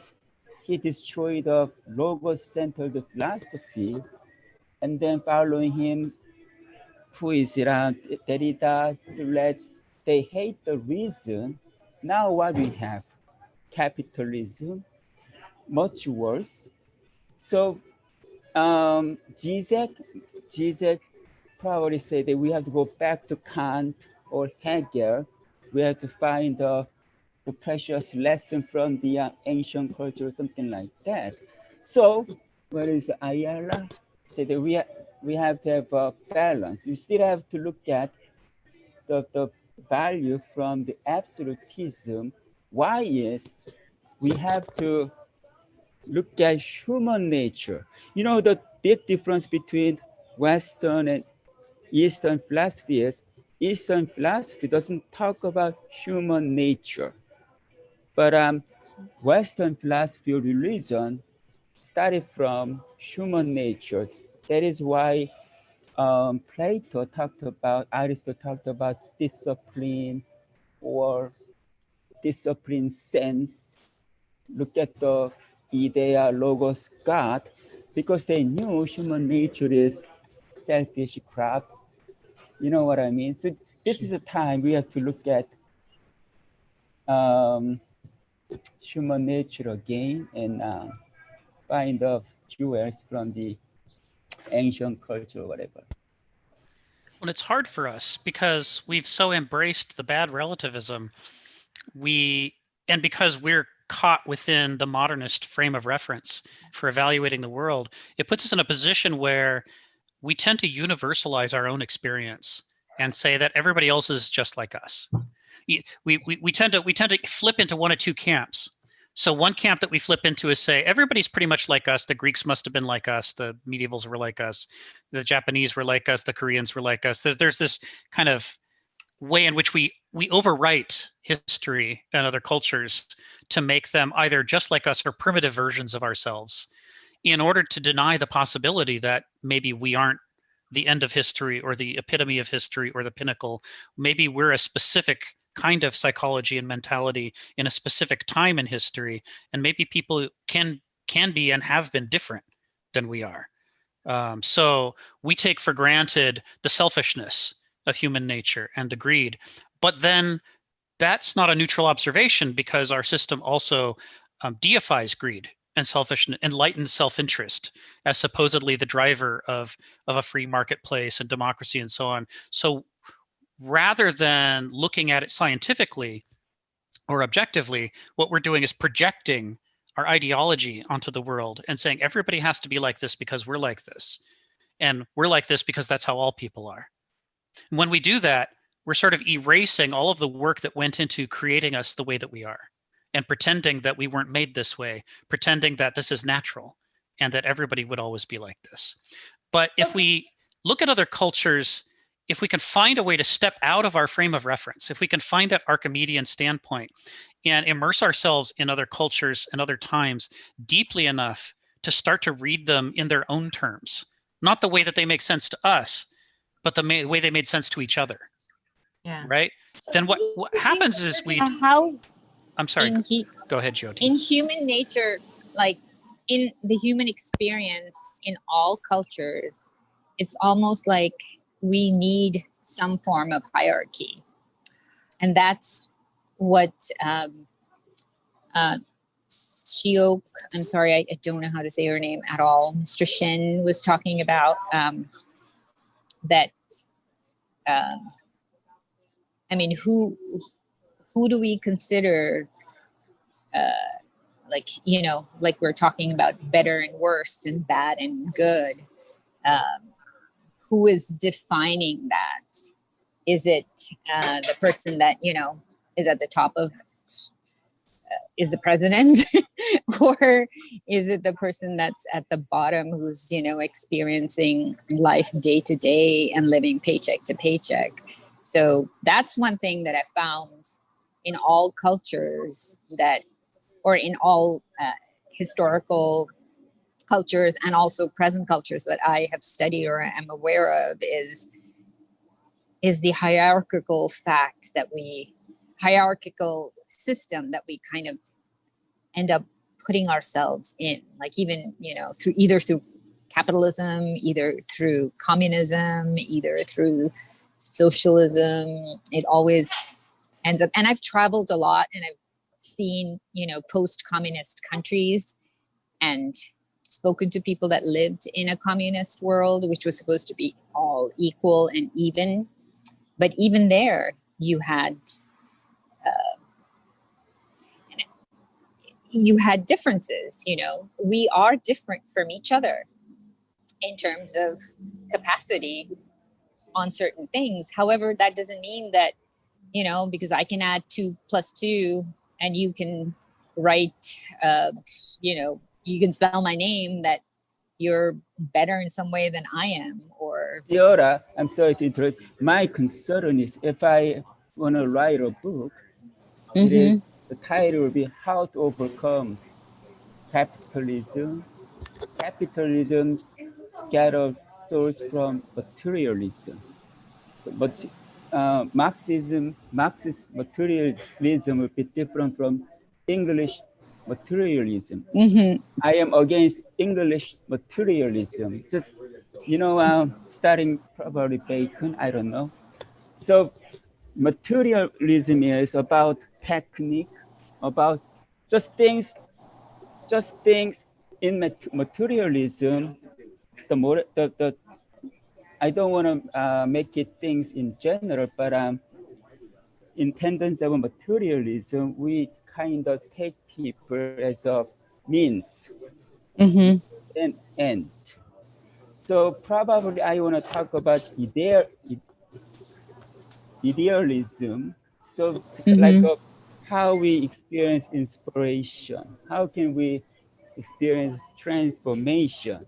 So maybe we have to put more energy into rather than science class, maybe arts, poetry, philosophy, metaphysics. We go that way. That is my suggestion. I'm not talking about school system. I mean, you have to behave. You have to stop when you see the red light. No, I'm not. No, I understand that. However, that's in a way too putting, you know, one thing over another. So materialism could actually be very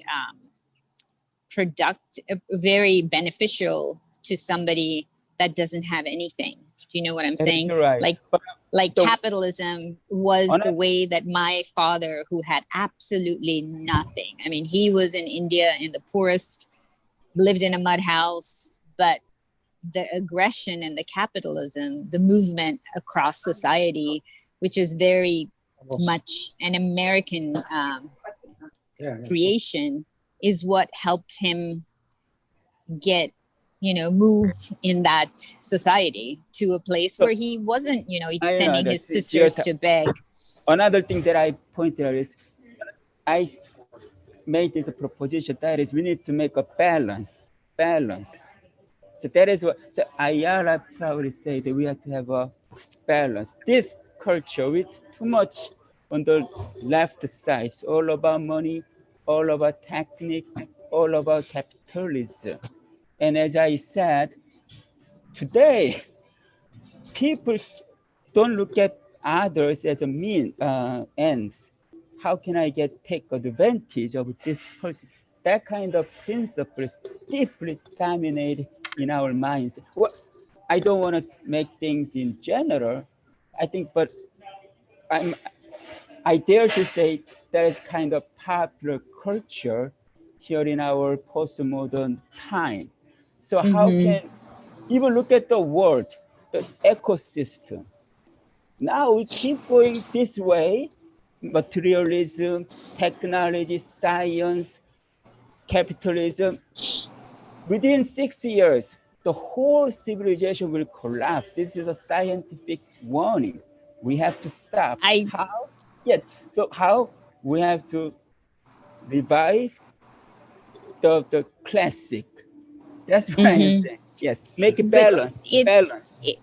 Sorry to just be a conversation between the two of us. However, one thing that really strikes me in raising children at this point is how far removed we are from product to the person creating the product. Like we were talking about China. I was talking about China, to my 13-year-old and all this, the vaccine started in, the virus started in China and blah, blah, blah. And I told her, 13-year-olds in China are the ones, little ones like you are the ones making iPhones. They're sitting in a factory, they're manufacturing the little parts. And the reason they are doing it is because they have little fingers. And day in and day out, that's what they're doing. And you have absolutely no idea as a consumer of an iPhone that is what is going through that process. So we've gotten so removed from how we produce to how we consume, like that I think is a crucial connection that we have lost. So like, we don't know our farmer. We don't know who's growing our food. We don't know how the cow is, we don't know that, she's locked up for 24 hours and not allowed to do anything. And but if we did come to see that, then we wouldn't behave, I don't think, as humans the way that we do. And that's why I love your idea. And then to go back to Rick, when you were talking about this idea of projecting and like greed and self-interest, I really think that like us projecting, because I believe that we can't see in other people what we can't see in ourselves. So this, like, we don't know our neighbor down the street, or we're not connected. And once we go out and experience and actually get to know our neighbors and what's going on, then we start to gain we start to gain an appreciation for people in our world, and thus gaining an appreciation for ourselves. And so I really think that projecting, once applied with interest and actual genuine interest, that can actually lead to peace, I feel. Yeah. So really fast, I raised my hand for a while, and the reason why I'm doing that was I'm trying to make a discussion right from the get-go in regards to raising your hand usually means you have something to say, right? That's a commonality almost every country has. So I'm trying to go from a comment that everybody can relate to, and I would like you guys to understand, I'm just going to make my point for the two different parts.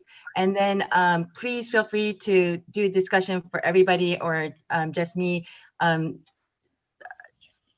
Sokjo, look like you raised your hand, so you want to say something? Yes, Esther, you got the point. We should start your point in the beginning. So it's the commonality, regardless of culture, regardless of science. You want to look at one thing that everybody knows in this time right now. So that's what I wanted to do. But I also listened very carefully with what everybody was saying, because it's really important to look at information and really obtain what everyone is trying to point, which is phenomenal, and they're very diverse. So the second commonality that I'm going to do is give more details on where I'm getting relativism versus science. So I'm using the Oxford Language Dictionary that shows that relativism is a doctrine of knowledge, truth, morality exists in relations to culture, society, historical context that are not absolute. Whereas science is an intellectual and practical activity encompassing systematic study of the structure and behavior of the physical and nature world through observation and experiment. Now, what I'm going to actually present is a combination of both that I do pretty regularly in my life, where relativism is trying to understand my both cultures, which is I'm Korean and American, right? Because I had that both while I was raising up, it made me think outside the box a lot. In trying to conform and also be an individual. The science part is when you were talking about the three blind people touching an elephant, it depends on relativity. If that elephant is actually elephant, let's just put that as a set absolute, and they're touching different parts, they won't know that they're touching different parts. Exploration is actually reaching your hands out to try to touch each other to see where they are in relative to the elephant itself.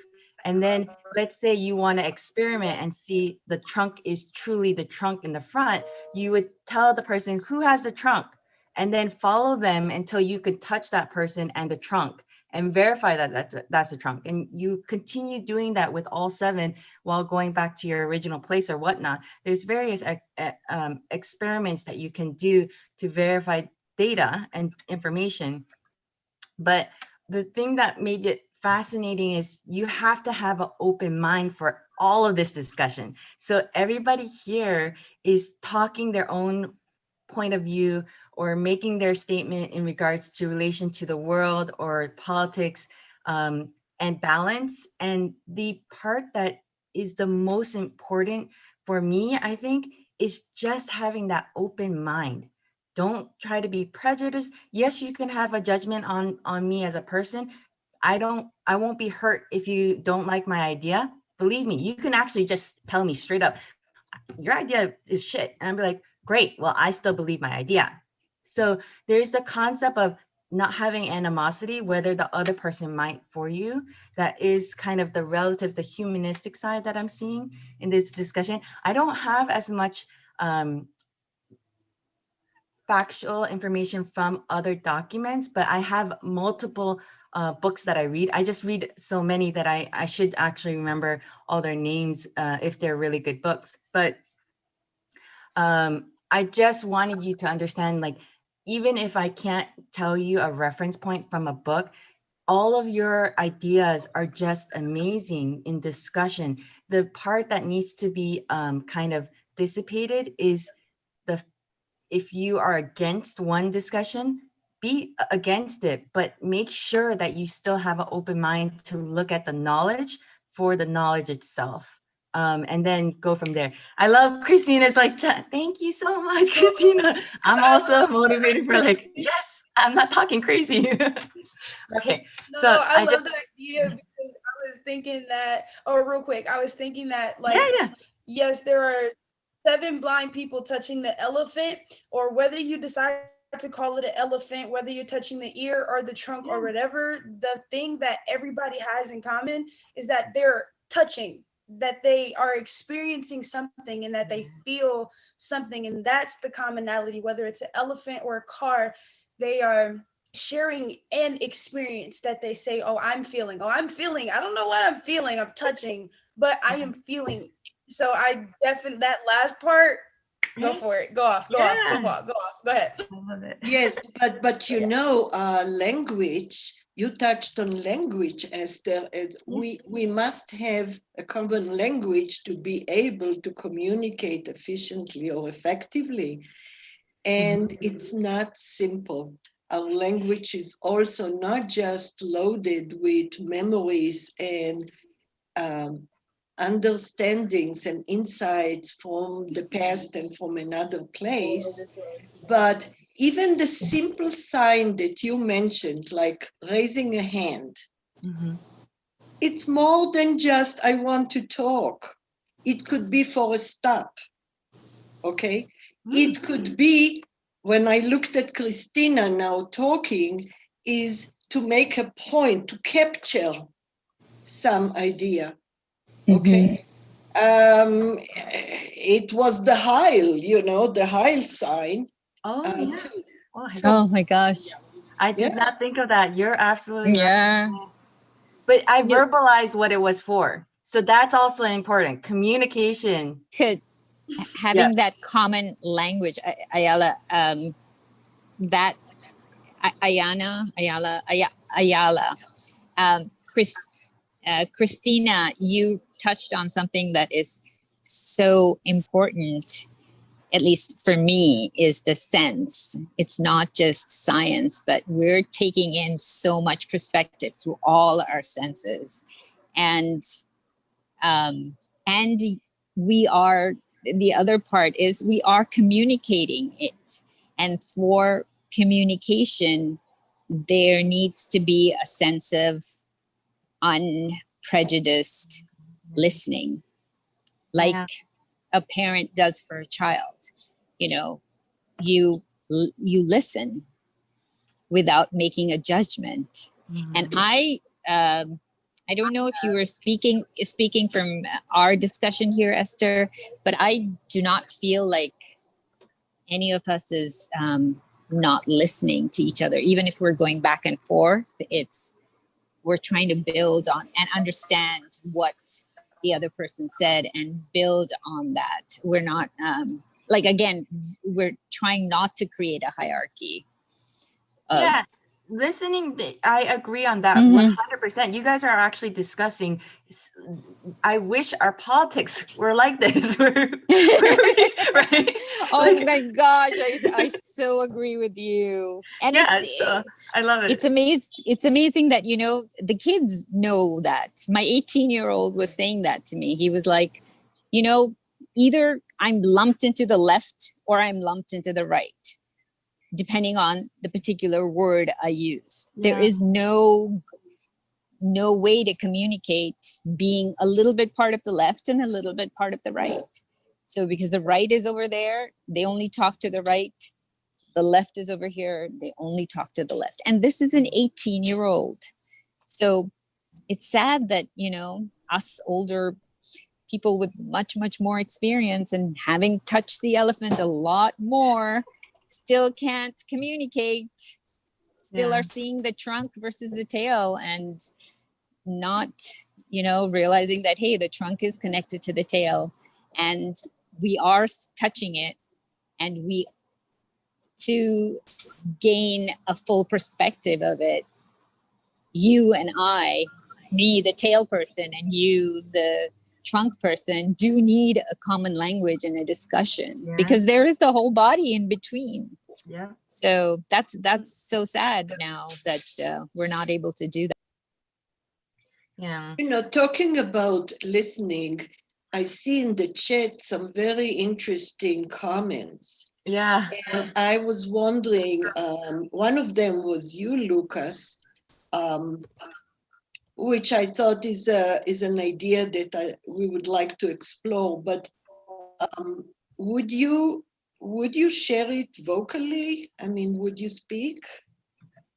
You know what? Excuse me. Actually, Lucas, I'm sorry. You know what? Who is Ayala's point? Actually, Lucas, I read your text. Every second you upload that wonderful articles. I was very amazed. Who are you? So yeah, now you go ahead. Yep, y'all are the best. What was it in particular, Ayala, that I said in chat that you wanted me to respond to? Oh, there was a lot, but I think one of the things is, was it you that said we have to teach a child to kill the gods? Oh yeah, I made that joke. Yeah. Yeah. You want to talk about that, or? Oh, if I remember correctly, I was just I was quipping on something that Jyoti was saying about child rearing, and yeah, I had just come up in my imagination with this idea that it's like on some level developmentally or pedagogically appropriate to like not necessarily like I don't know give to children all of the scientific methods, the way that they function, all the theoretics behind the methods, that there's like on some level, like some like child or age appropriate understanding of what constitutes science. And that in that way, there's kind of like an ideological like worldview or picture that can be given to children, can be given to people at various levels in scientific pedagogy to basically initiate them into kind of like formally or appropriately doing science. And that in some level, it's like overcoming the bad forms of doing science or the nascent or inappropriate or ineffective forms of doing science. That's kind of like a pathway in some sense into doing science better or doing it appropriately. That there's kind of like a Popperian sense here of like, you get to do good science by kind of like negating all the forms of doing science poorly or badly or something. I think that's just what the point was at the time. May I respond to that, Lucas? Yeah, definitely. Just I completely agree with the word age appropriate, because the curiosity that is engendered by something like, I wonder, you know, my 2-year-old is asking me, why is the sky blue? For me to start explaining light and color and all of that means nothing to them, and it also provides him with an answer, you know, instead of a space for imagination.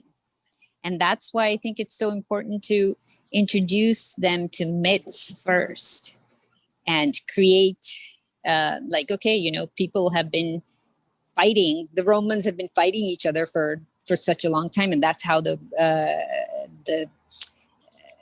society collapsed. And my 13-year-old says, you know, I don't understand these Roman guys. They just they're after the same female, and they're just fighting each other till they kill themselves, and she might not even like them. So and she's like, well, that's what happened before too in the Norse mythologies.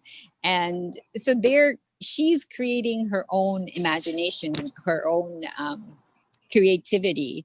And then now she's in 7th grade and she's being introduced formally to science, it's all about observation.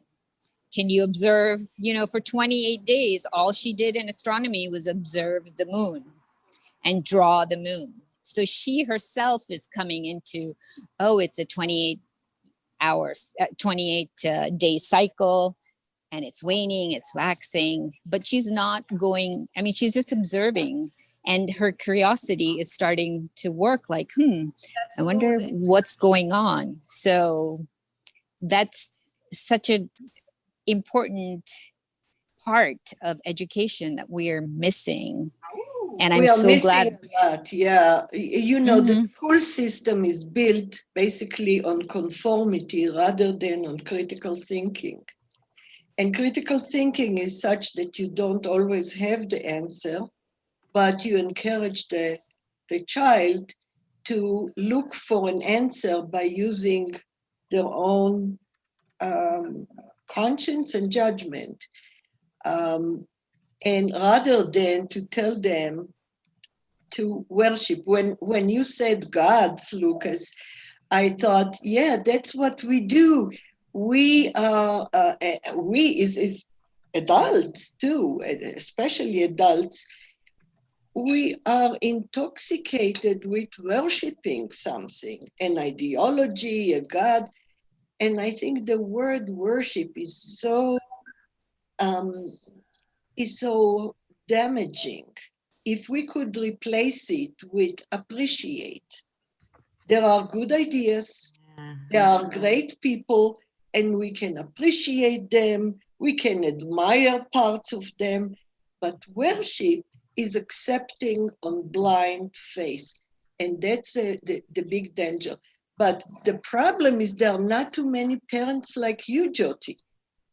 Most parents are, and most, I mean, Ayana, just 1 second. I don't know if you read my comment. I just wanted to say that, and please continue after I'm done, is that I am really lucky, that I am really blessed that I have the privilege to send my child to such a school. And that is a privilege that I have, and I acknowledge that. And yeah, and that's of course that has a lot to do with it, and many parents don't. But the issue is control. That being a parent a few times myself, having been, control becomes sometimes such a need of a parent. They think that they do have to play the omnipotent power for their child, the full protector, the kind of God. And so when there is no answer, usually it becomes an impatient because of shut up. And it's hard. I mean, we will have to change the whole thinking about society and culture to get parents, which any two people can have without a license, to really raise their children to think critically. You need a license to drive a car. You don't even need a license to have a kid. It's a sad fact. And I think every parent does the best to their capacity. However, I wish there was some structure to educate you, so you're not making the same mistakes that have already been made by other parents. Mm-hmm. So, and it's unfortunate that we don't have any kind of structure like that. Right. I like how there are a couple, Jody, I love earlier what you were saying about age appropriate, because I never, honestly, up until you were talking about how your daughter started in astronomy, she was studying, just observing the moon when she just started 7th grade. And I used to not think that age appropriate was a thing. I'm like, well, if it comes their way, then it's supposed to. But it's the weight of the content and how they perceive it and digest it, that's really important. And the slow integration, for life is really important. And so I believe what I'm trying to say is I like how there are some schools that integrate critical thinking or creativity and expansive thinking and individualism as well. I just wish there was more of it. And it seems like I don't know where you are or where your daughter is, but it seems like there's a little bit or a lot of it in your household. So I really, not that you need it, but I really congratulate you on that being. I really wish there was more of a cohesive mixture between ideology. So Thank you so much, Christina. And it's been a struggle. I mean, it's a conscious struggle to keep age appropriate content and age appropriate behavior towards the children, because if going back to science, if we were to study scientifically the growth of the brain, we will learn that there's certain neurons that are being processed that cannot be processed at an early age. So teaching a 3-year-old how to read is going to have adverse effects later on, because they don't really have that So you're curtailing their imagination of language and alphabet completely. So scientifically, if we were to actually invest in understanding that, we will get data that supports how to introduce education, to children. Thank you, Christina. Yeah. I am so glad. Not to relativism. Yeah. I am so glad that you were in this conversation because you seem like a younger person. And yeah, it's great to see you participating and being part of this discussion.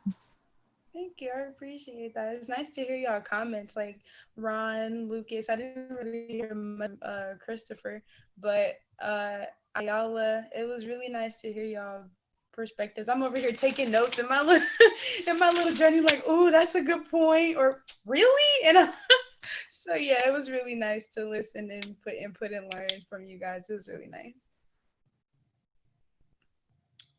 So yeah. Very proud of you, young lady. Very, very proud of you. Thanks, Mom. All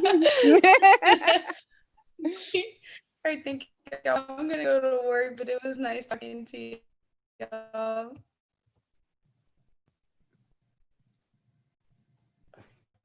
Thanks, everybody.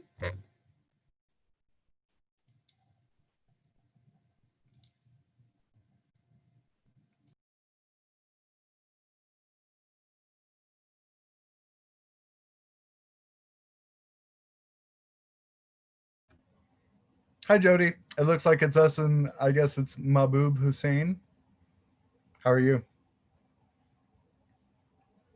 I think you're muted. I can't hear you.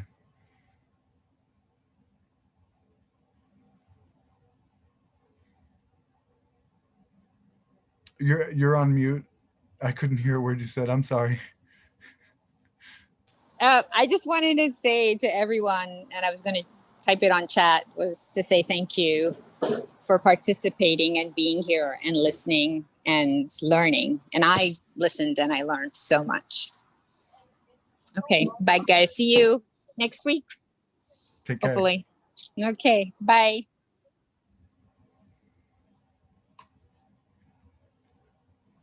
Well, hey there, Mahbub. Am I saying it right? Are you still there?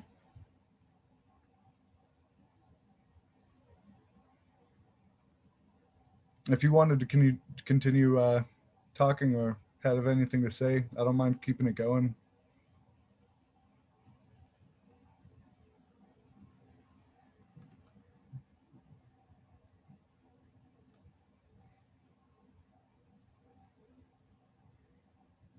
I will take that silence as a no and end this meeting.